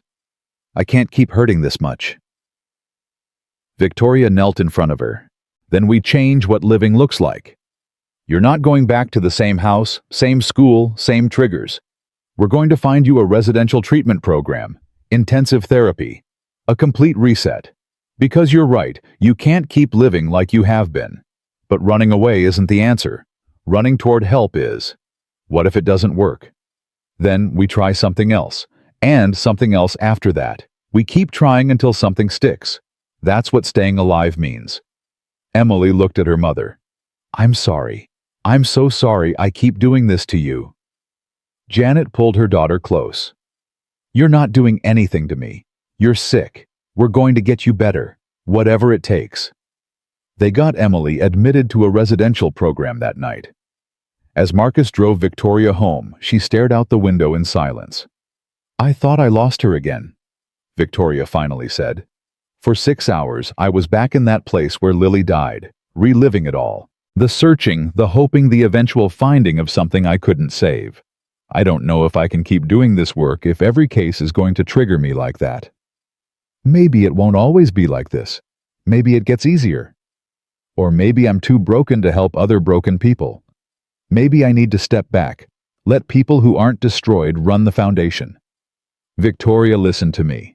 Emily is alive because you understood what she was going through in a way no one else could. Your brokenness isn't a weakness. It's why this works.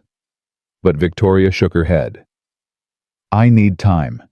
I need to think about whether I'm helping or whether I'm just reliving trauma on repeat and calling it service. Marcus didn't push. He'd learned that some truths needed space to breathe. That night, Noah asked him if the girl was okay. Marcus said yes, she was safe.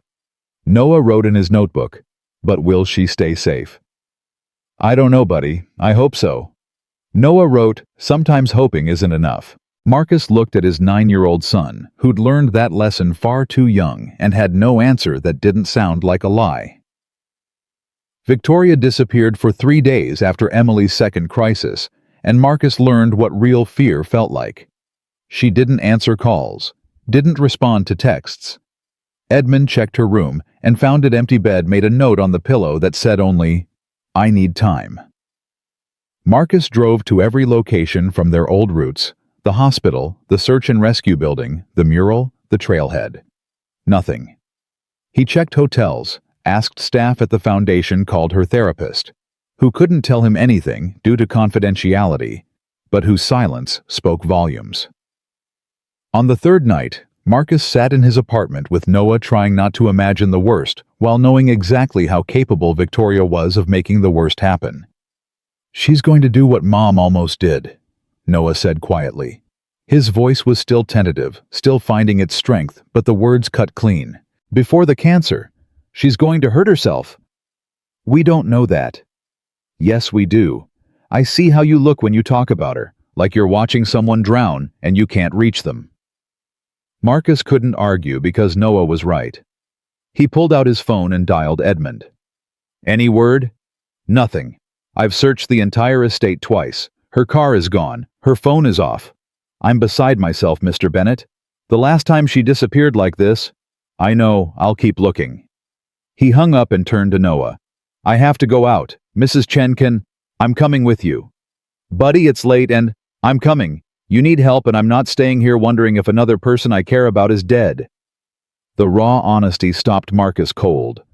Noah cared about Victoria. Of course he did. She'd been present for his emergence back into speech, had asked him questions about his origami, had treated him like a person instead of a tragedy. And now he was terrified of losing someone else. "Okay, get your coat." They drove through Portland in silence, Marcus's mind racing through possibilities. Then it hit him, the one place he hadn't checked because it seemed too obvious. The cemetery where Lily was buried. He pulled into the gates just as they were closing, flashing his Foundation ID to the security guard, who recognized him and waved them through. They drove the winding paths until they reached the newer section, where fresh graves still had that raw, wounded look. Victoria's car was parked under a tree. She sat on the ground in front of a simple headstone, still wearing the same clothes from 3 days ago. Hair tangled, face hollow. Marcus got out slowly. Noah stayed in the car, watching through the window. "Go away," Victoria said without turning around. "Can't do that." "I'm not going to hurt myself if that's what you're worried about. I'm just sitting with my daughter." Marcus lowered himself to the ground beside her, close enough to matter, but far enough to give space. The headstone read, "Lily Margaret Ashford, beloved daughter, forever unfinished." "Edmund's been worried sick. The staff thinks you quit. I've been driving around for 3 days thinking I'd find your body somewhere. Sorry to disappoint you." "That's not what I meant." Victoria finally looked at him. Her eyes were red-rimmed, exhausted but dry. "I came here to tell her I'm stopping. The foundation, the crisis intervention, all of it. I thought sitting here talking to her grave would make it feel real. Make it feel like the right decision. And does it? No. It feels like giving up. Again." Victoria's voice broke. "But I don't know what else to do, Marcus. Every kid I try to help is Lily. Every parent I counsel is me. Every crisis call is that morning she left and didn't come back. I thought turning pain into purpose would heal me, but I'm just bleeding in different ways. Then maybe stop trying to heal. Maybe just be wounded and work anyway. That's not sustainable. Maybe not. But it's honest." Marcus paused, choosing words carefully. "When Elena died, everyone kept telling me I needed to heal, to move on, to find closure. Like grief was a problem to solve, instead of a reality to live with. But Noah's therapist said something that stuck. She said healing isn't about the wound closing. It's about learning to function with the wound still open." Victoria turned to Lily's grave. "I keep asking her what she'd want me to do. The stone just sits there, silent, like everything else in my life that used to speak." What do you think she'd say if she could answer that I'm being dramatic?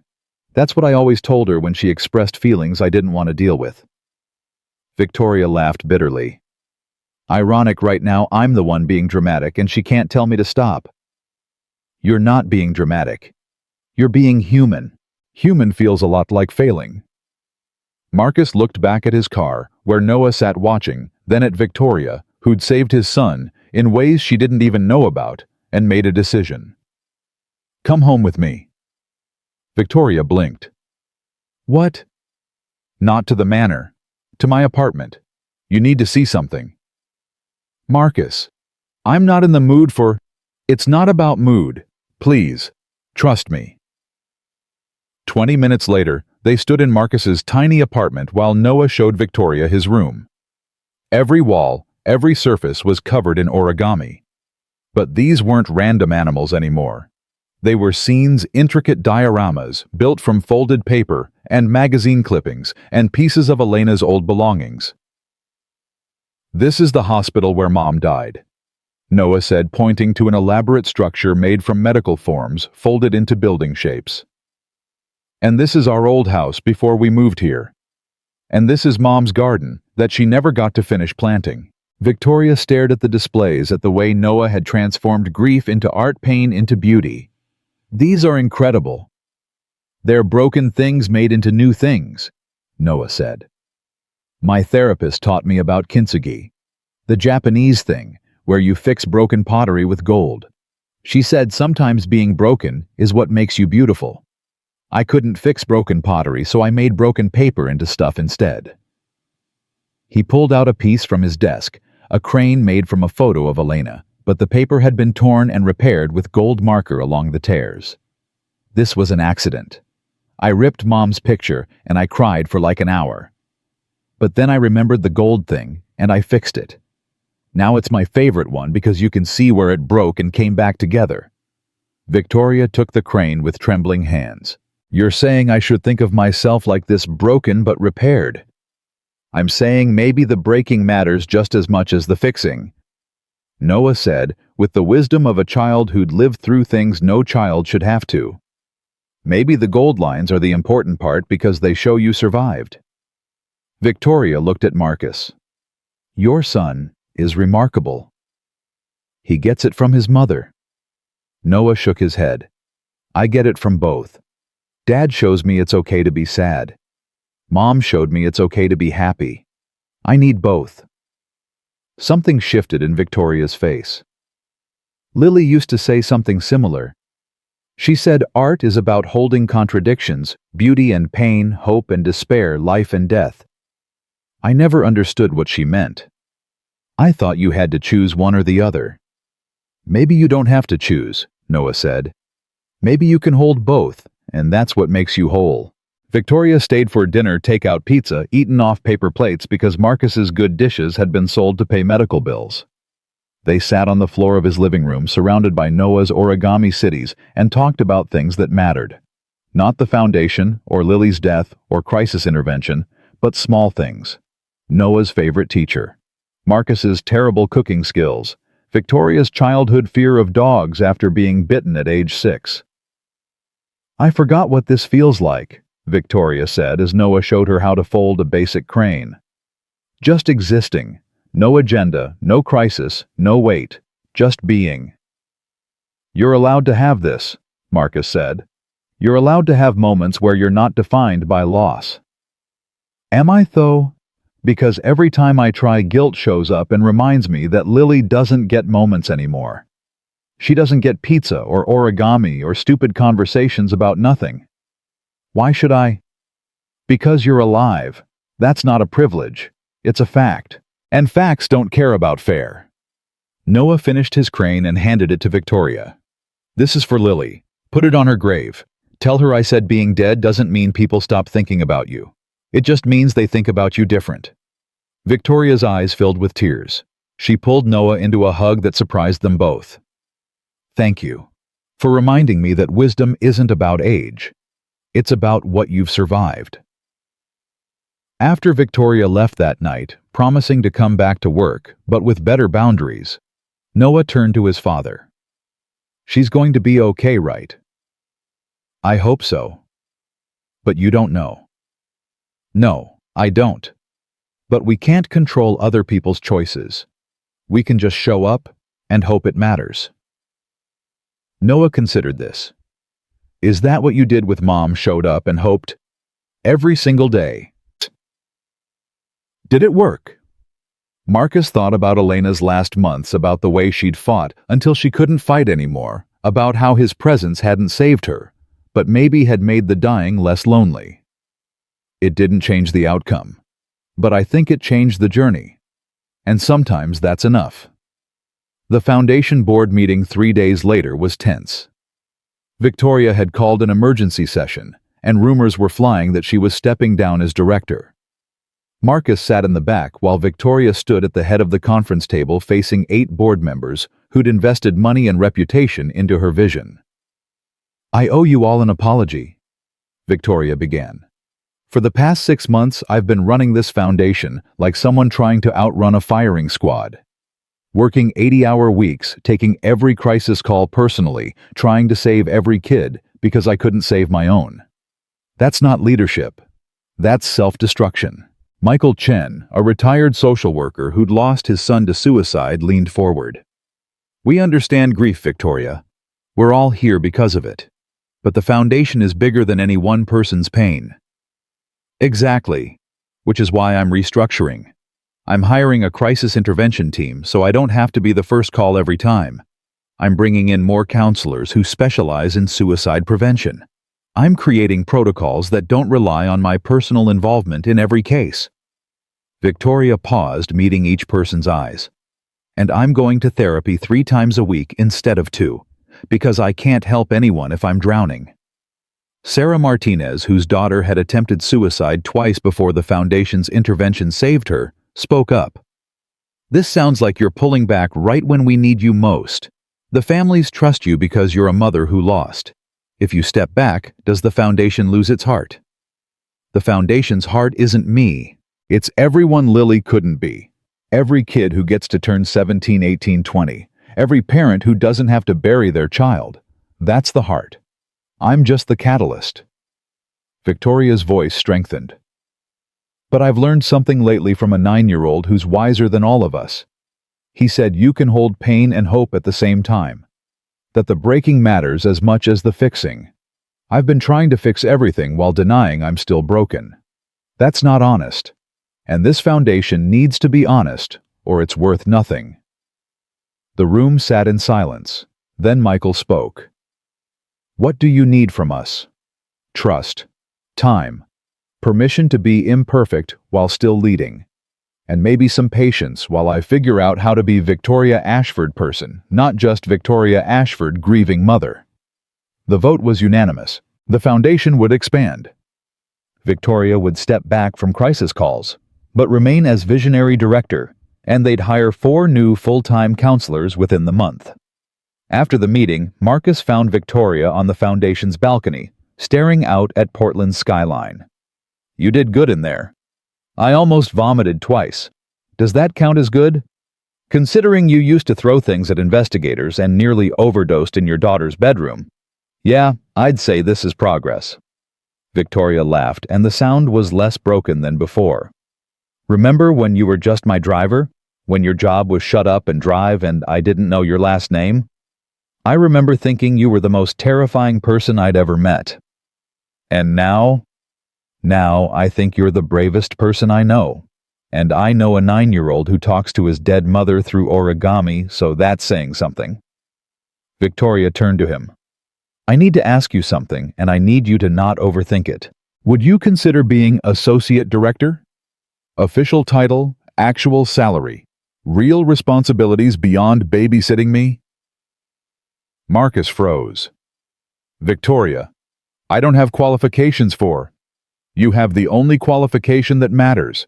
You understand loss without being destroyed by it. You know how to be present without fixing. You can talk to grieving parents without making them feel like projects. That's rarer than any degree. I have Noah to think about. His therapy appointments, his school, his flexible hours, work from home when needed. Bring him to the office if Mrs. Chen can't watch him. I'm not asking you to choose between your son and this job. I'm asking you to show him that his father can do meaningful work while still being present. That grief doesn't have to mean giving up on everything else.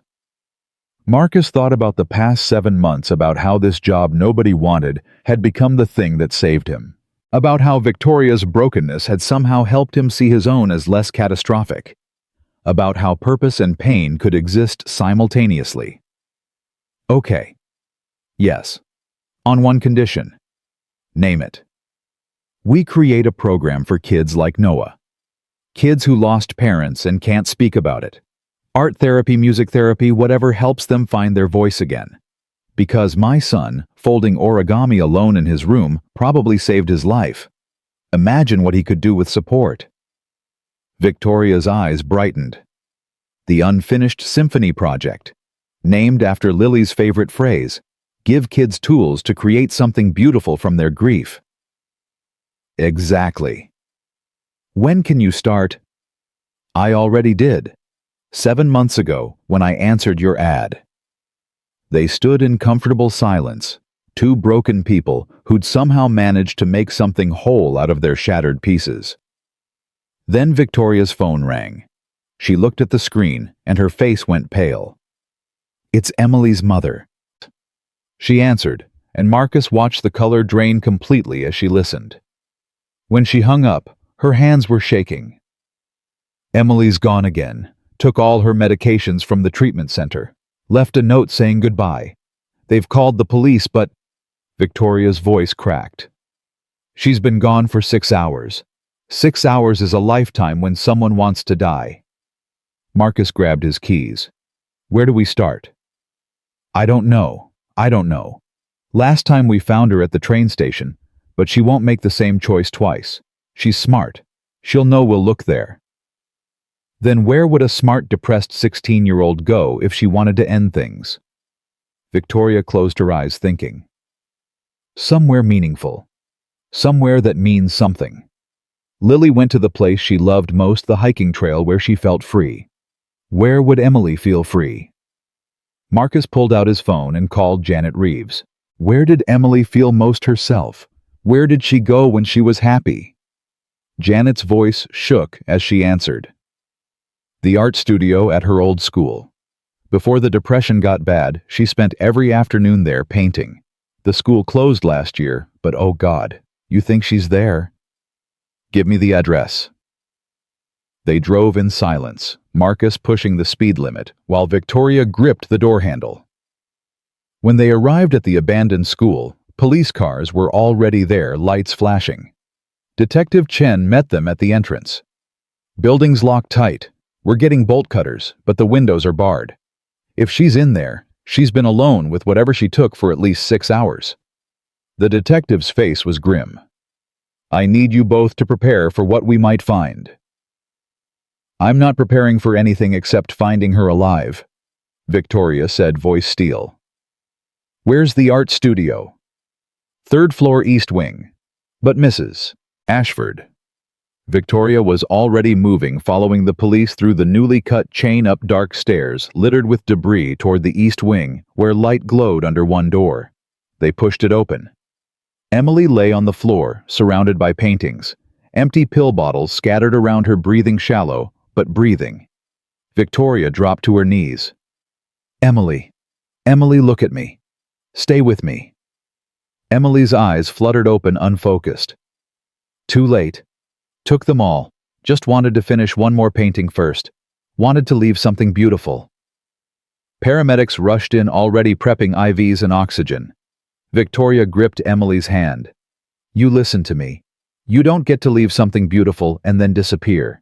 You stay here and make more beautiful things. You stay here and fight. Can't fight anymore, Emily slurred. Too tired. Then rest. But don't you dare quit. Not today. Not ever. You hear me? They loaded Emily into the ambulance, Janet climbing in beside her daughter.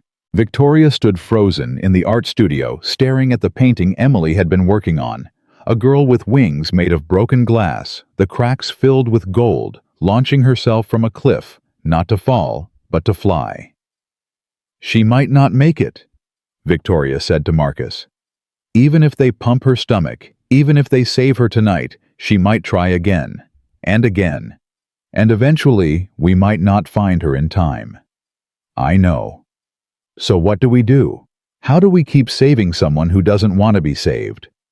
We show up, every time, until either it sticks or Marcus couldn't finish the sentence. Or she succeeds in dying and we have to live with it. Victoria turned to him. I can't do that again. I can't survive another Lily. I barely survived the first one. Then we don't do it alone. We have the whole foundation. We have resources Lily never had. We have a community. Communities can't stop suicide. Love can't stop suicide. I loved Lily more than life, and she still jumped off that cliff. You're right. But maybe love can make the difference between trying once and trying to get help. Maybe resources can catch someone on the second attempt instead of the seventh. Maybe community means fewer kids die alone thinking nobody cares. Victoria looked at Emily's painting at the girl with golden wings, and something hardened in her expression. Not coldness, determination. I'm making a new program. Free treatment, no waiting lists for kids in immediate crisis. I don't care what it costs. I don't care if I have to sell the manor and live in a one-bedroom apartment. If money can save even one more Emily, even one more life that Lily didn't get to live, then everything I have goes toward that. Victoria, that's necessary. It's necessary. She pulled out her phone. I'm calling my financial advisor tonight. The manor goes on the market tomorrow. I'll move into a smaller place. The money goes to the foundation. All of it. Marcus watched her make the call with shaking hands and realized she wasn't just grieving anymore. She was fighting. Maybe that was what healing looked like for people like them. Not acceptance or closure, but channeling pain into something that saved lives. At the hospital, they waited while doctors worked on Emily. Janet sat between them, holding both their hands, praying words that sounded more like pleading. After 2 hours, a doctor emerged. She's alive. We pumped her stomach, started fluids. She's unconscious but stable. The next 24 hours will tell us if there's organ damage. Janet sobbed with relief and terror mixed together. Victoria just nodded, face carefully blank. Later, after Janet went to sit with Emily, Victoria turned to Marcus.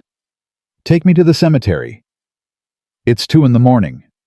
I don't care. I need to talk to Lily. They drove through empty streets to the graveyard, sneaking past the closed gates through a gap in the fence. At Lily's grave, Victoria sat down hard. Your friend Emily almost died tonight, Victoria said to the headstone. 3rd time she's tried, and I keep asking myself what I'm supposed to do. How many times am I supposed to save her? How much of my life am I supposed to dedicate to keeping other people's daughters alive, when I couldn't keep you? She paused, as if waiting for an answer that wouldn't come. But here's what I think you'd say if you could talk. You'd tell me I'm being self-centered, that this isn't about me or my guilt or my need to rewrite your ending. You'd say Emily deserves to be saved for Emily's sake, not to make me feel better about failing you.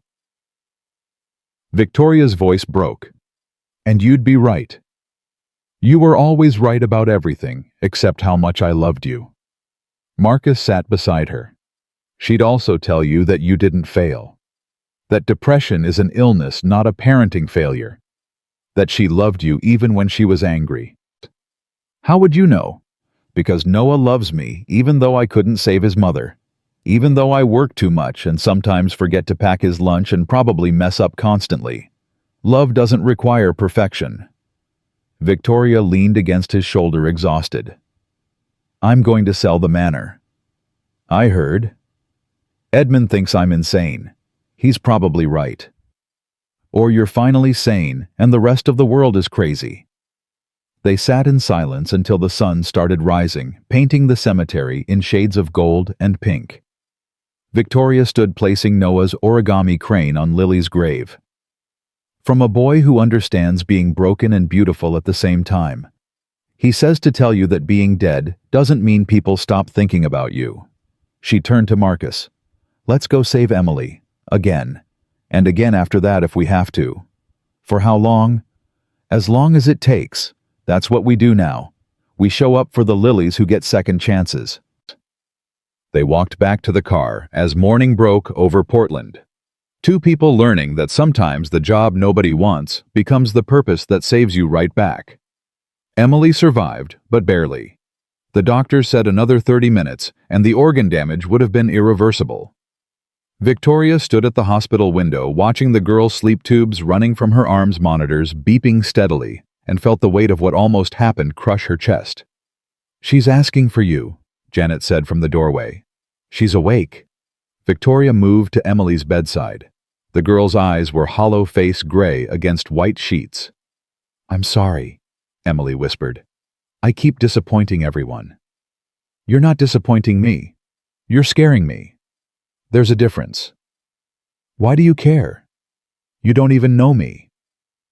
Victoria sat down carefully. I know what it feels like to lose a daughter. I know what it feels like to spend 3 years wishing you could go back and do one thing differently. I know what it feels like to hate yourself for missing the signs. I don't want Janet to know those feelings. That's why I care. Emily's eyes filled with tears. But what if I can't stop? What if this is just who I am? Someone who wants to die. Then we keep you alive until you change your mind, however long that takes. That's not fair to you or my mom or anyone. You can't spend your whole lives saving me. Victoria took Emily's hand. Here's something I learned from a very wise 9-year-old. Being broken doesn't make you a burden. It makes you human. And humans deserve to be saved even when they don't want to be. What if I try again? Then we find you again. And again, until you're too old and tired to run anymore, and you look back and realize, you're glad we didn't let you go. Emily squeezed Victoria's hand weakly. Your daughter was lucky to have you. No, she wasn't. She had a mother too wrapped up in her own life to see her drowning. But maybe I can be to other daughters what I failed to be to mine. Maybe that's how I earn the right to keep breathing. The next morning, Victoria called a press conference that stopped Portland in its tracks. Standing outside the Ashford Manor with Edmund beside her, she faced cameras and reporters with a calmness that came from having nothing left to lose. I'm announcing today that I'm selling this estate. All 15 acres, the manor, everything. The proceeds will fund a new crisis intervention center, the Lily Ashford Emergency Response Center. It will provide immediate free treatment for teenagers in mental health crisis. No waiting lists, no insurance requirements, just immediate help. Victoria paused, her voice steady. My daughter died because I didn't see her suffering. I can't change that. But I can make sure other parents have resources I didn't know I needed. I can make sure kids like Emily, who tried to die 3 times and deserves to live, have somewhere to go, besides empty buildings with pill bottles. A reporter shouted, Are you saying the mental health system failed your daughter? I'm saying I failed my daughter. The system failed her, society failed her, we all failed her. And we're still failing thousands of kids just like her every single day. This is me trying to fail less. Victoria looked directly into the cameras. If you're a parent watching this and you think your child might be struggling, you're probably right. Trust your instincts. Ask the hard questions. Don't accept I'm fine when everything else screams otherwise. Be annoying. Be intrusive. Be whatever it takes. Because burying your child is worse than them being angry at you for caring too much. The press conference went viral within hours. By evening, Victoria's phone hadn't stopped ringing. Parents sharing their stories. Teenagers asking for help. Donors offering money, mental health professionals volunteering services. The foundation's hotline crashed from call volume. Marcus found Victoria in her office at midnight, surrounded by messages she was trying to answer personally. You need to sleep. I need to respond to these. This girl in Seattle says she's holding pills right now trying to decide. This father in Boston says his son stopped talking 3 months ago and he doesn't know what to do. This mother... Victoria's voice broke. This mother says her daughter killed herself last week, and she wishes she'd heard my message sooner. Marcus gently took the phone from her hands. You can't save everyone tonight. The team will handle the crisis calls. That's why we hired them. But what if the team misses something? What if someone dies because I was sleeping? Then that's not your fault. Victoria, listen to me. You're one person. You're allowed to be one person. Being one person feels like giving up. No, being one person is accepting reality. You're not God. You're not responsible for every suicide in America. You're just someone trying to make a difference within the limits of being human. Victoria stared at the pile of messages, then at Marcus. Noah's father died when he was 7, right? The shift confused him. No, Noah's mother died. Elena. Why?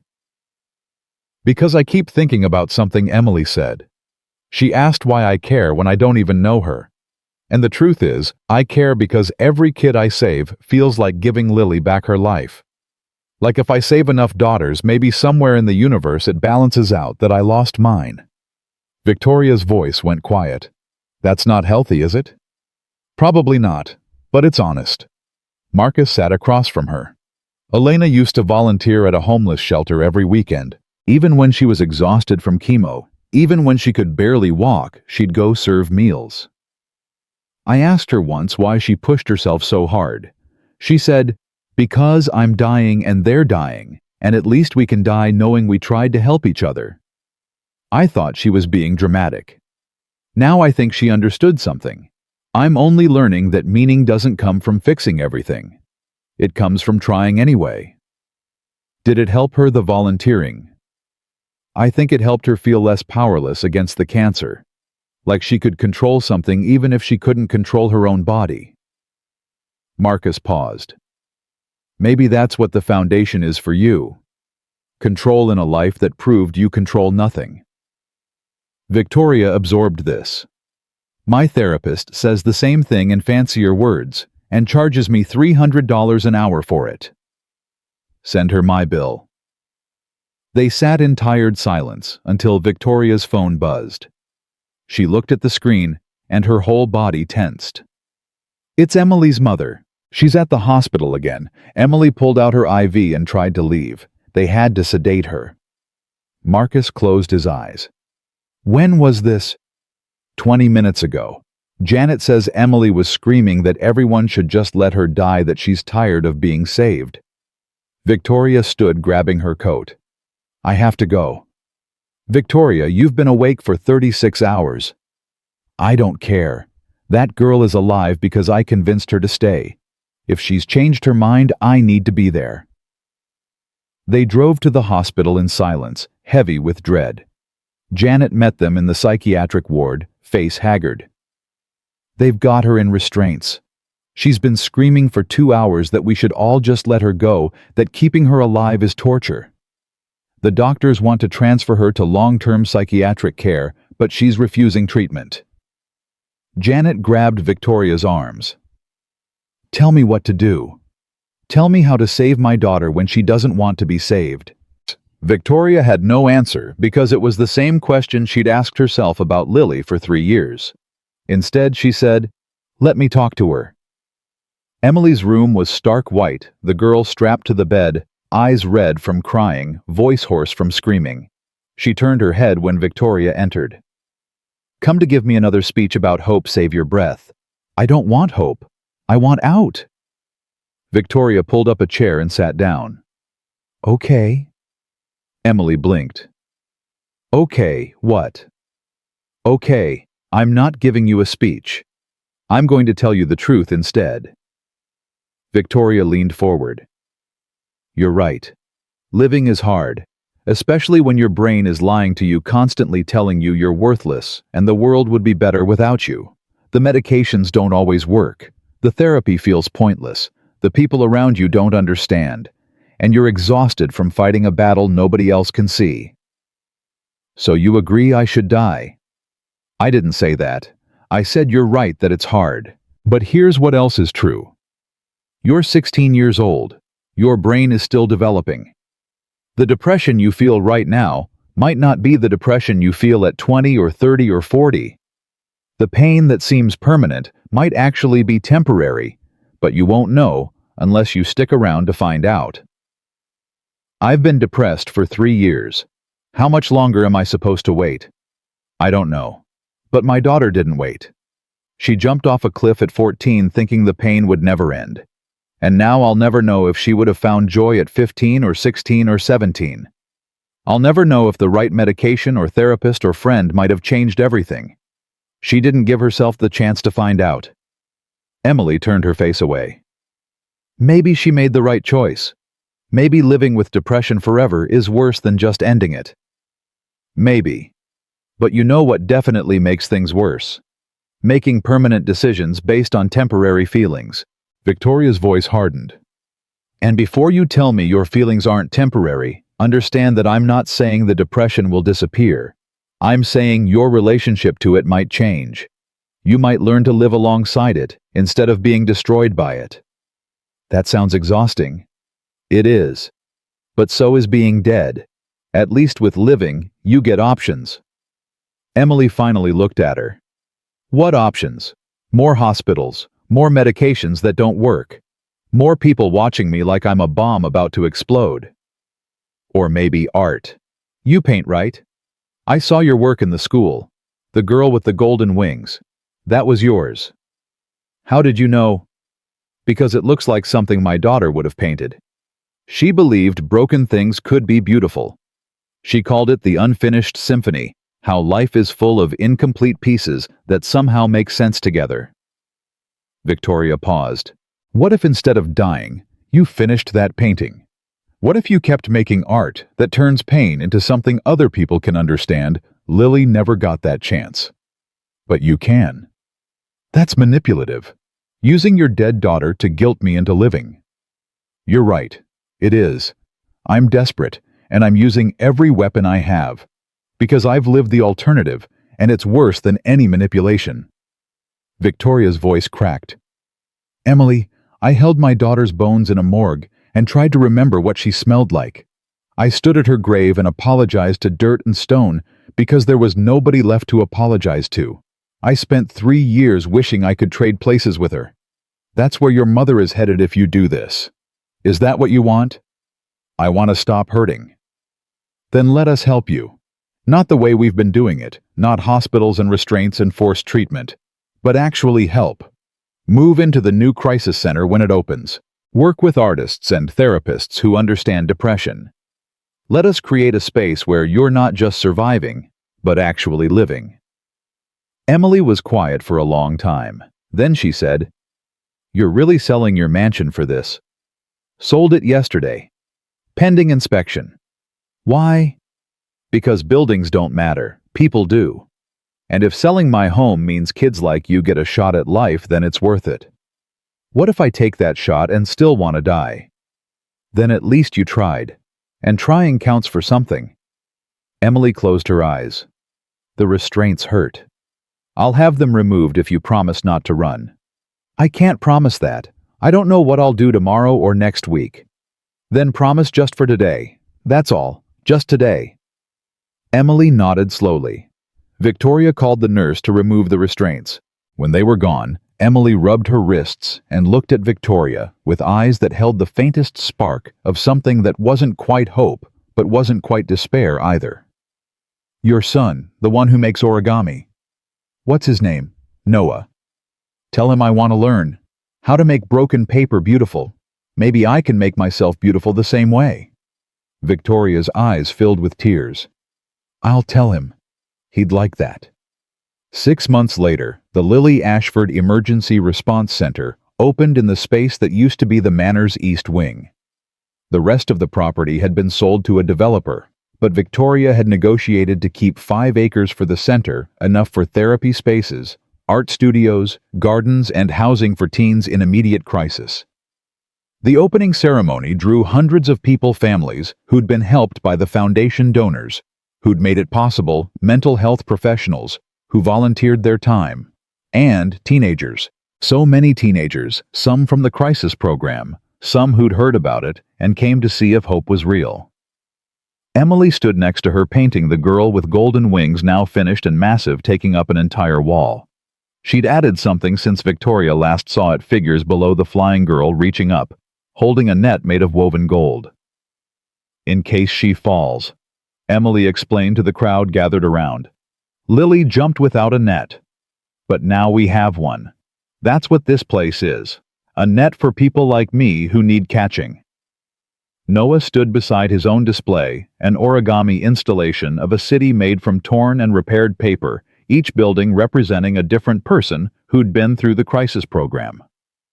At the center, a crane made from Lily's obituary, carefully folded and reinforced with gold leaf. "This is for all the Lilies who didn't make it," Noah said quietly, his voice stronger now, almost confident. "And for all the Emilys who did. Sometimes you're the crane, and sometimes you're the gold. Both matter." Victoria watched them from the side, Marcus standing beside her. Edmund had brought tea, insisting that major life events required proper ceremony. They raised paper cups in a toast that felt more like a prayer. "To the job nobody wanted," Marcus said. "That became the thing that saved us all," Victoria finished. Edmund smiled. "Miss Lily would be proud.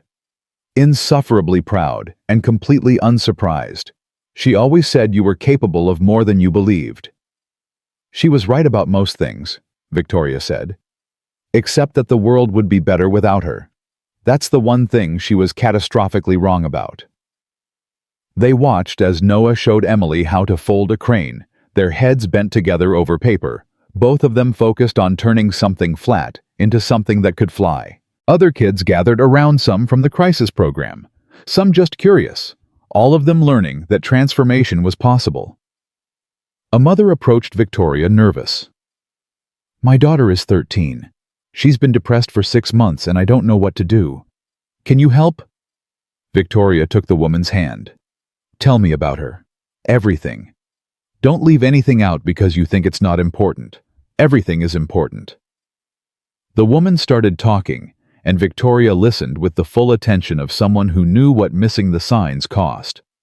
Marcus stood back watching Victoria work, and thought about how far they'd both come from that first morning when she'd hired him with dead eyes and a list of places that meant nothing except everything. His phone buzzed. Noah's school calling about early dismissal for a dental appointment.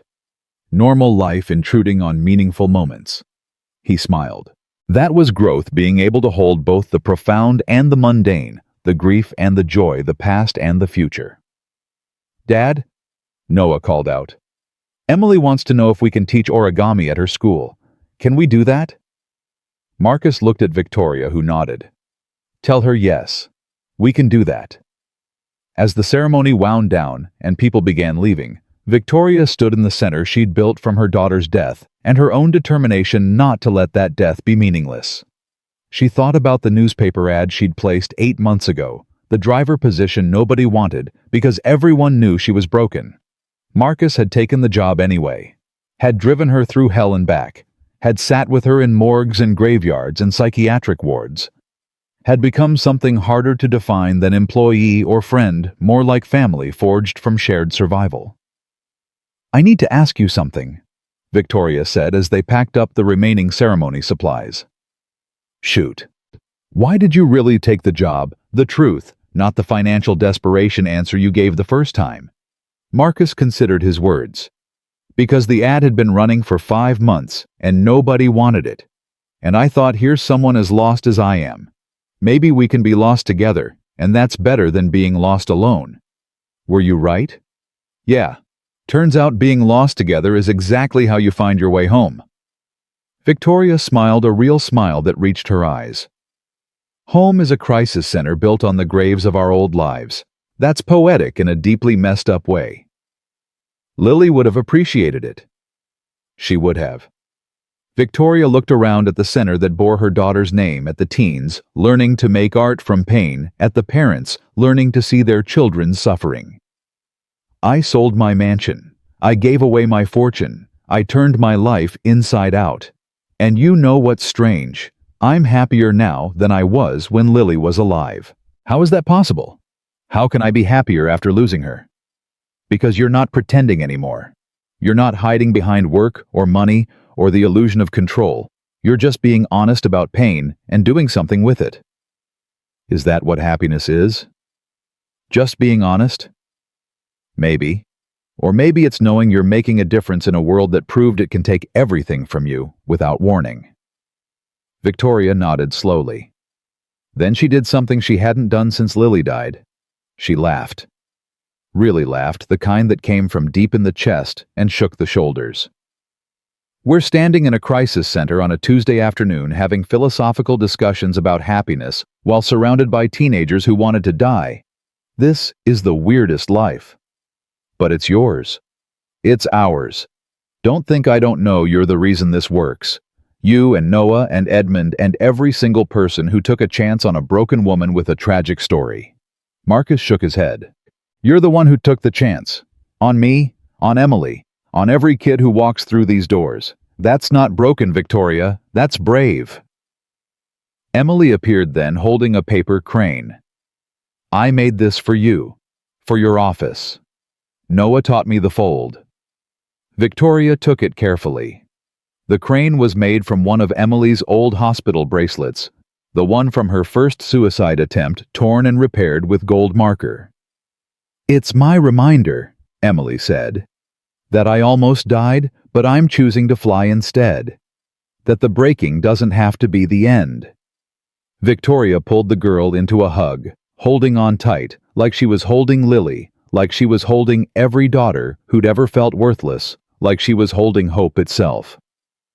Thank you for staying, Victoria whispered. Thank you for giving us the chance to catch you. Thank you for not letting go, Emily whispered back. As the sun set over Portland, casting gold light through the center's windows, Marcus gathered Noah's origami supplies, while Victoria locked up the offices. Edmund was already in the car, patient, as always ready to drive them wherever they needed to go next. They stood at the entrance, looking back at what they'd built, this improbable place, born from tragedy and determination, and the kind of love that refuses to accept death as the final answer. Same time tomorrow, Marcus asked. Same time tomorrow, Victoria confirmed. More kids to save, more parents to counsel, more reasons to keep showing up. For how long? Victoria thought about Lily, about Emily, about every teenager who'd ever stood at the edge wondering if falling was easier than fighting. She thought about the job nobody wanted that had become the purpose that saved her life. As long as it takes, she said. That's what we do now. We catch the ones who fall. We teach them how to fly. We turn their breaking points into launching points. And we do it again tomorrow, and the day after that, and every day after that, until we can't anymore. Marcus smiled. That sounds like a life worth living. It is. Finally. After all this time, it actually is. They walked to the car together, leaving the crisis center glowing behind them, a beacon in the darkness, for kids who needed to know someone was watching, someone cared, someone would catch them if they jumped. The job nobody wanted had become the best decision of Marcus's life.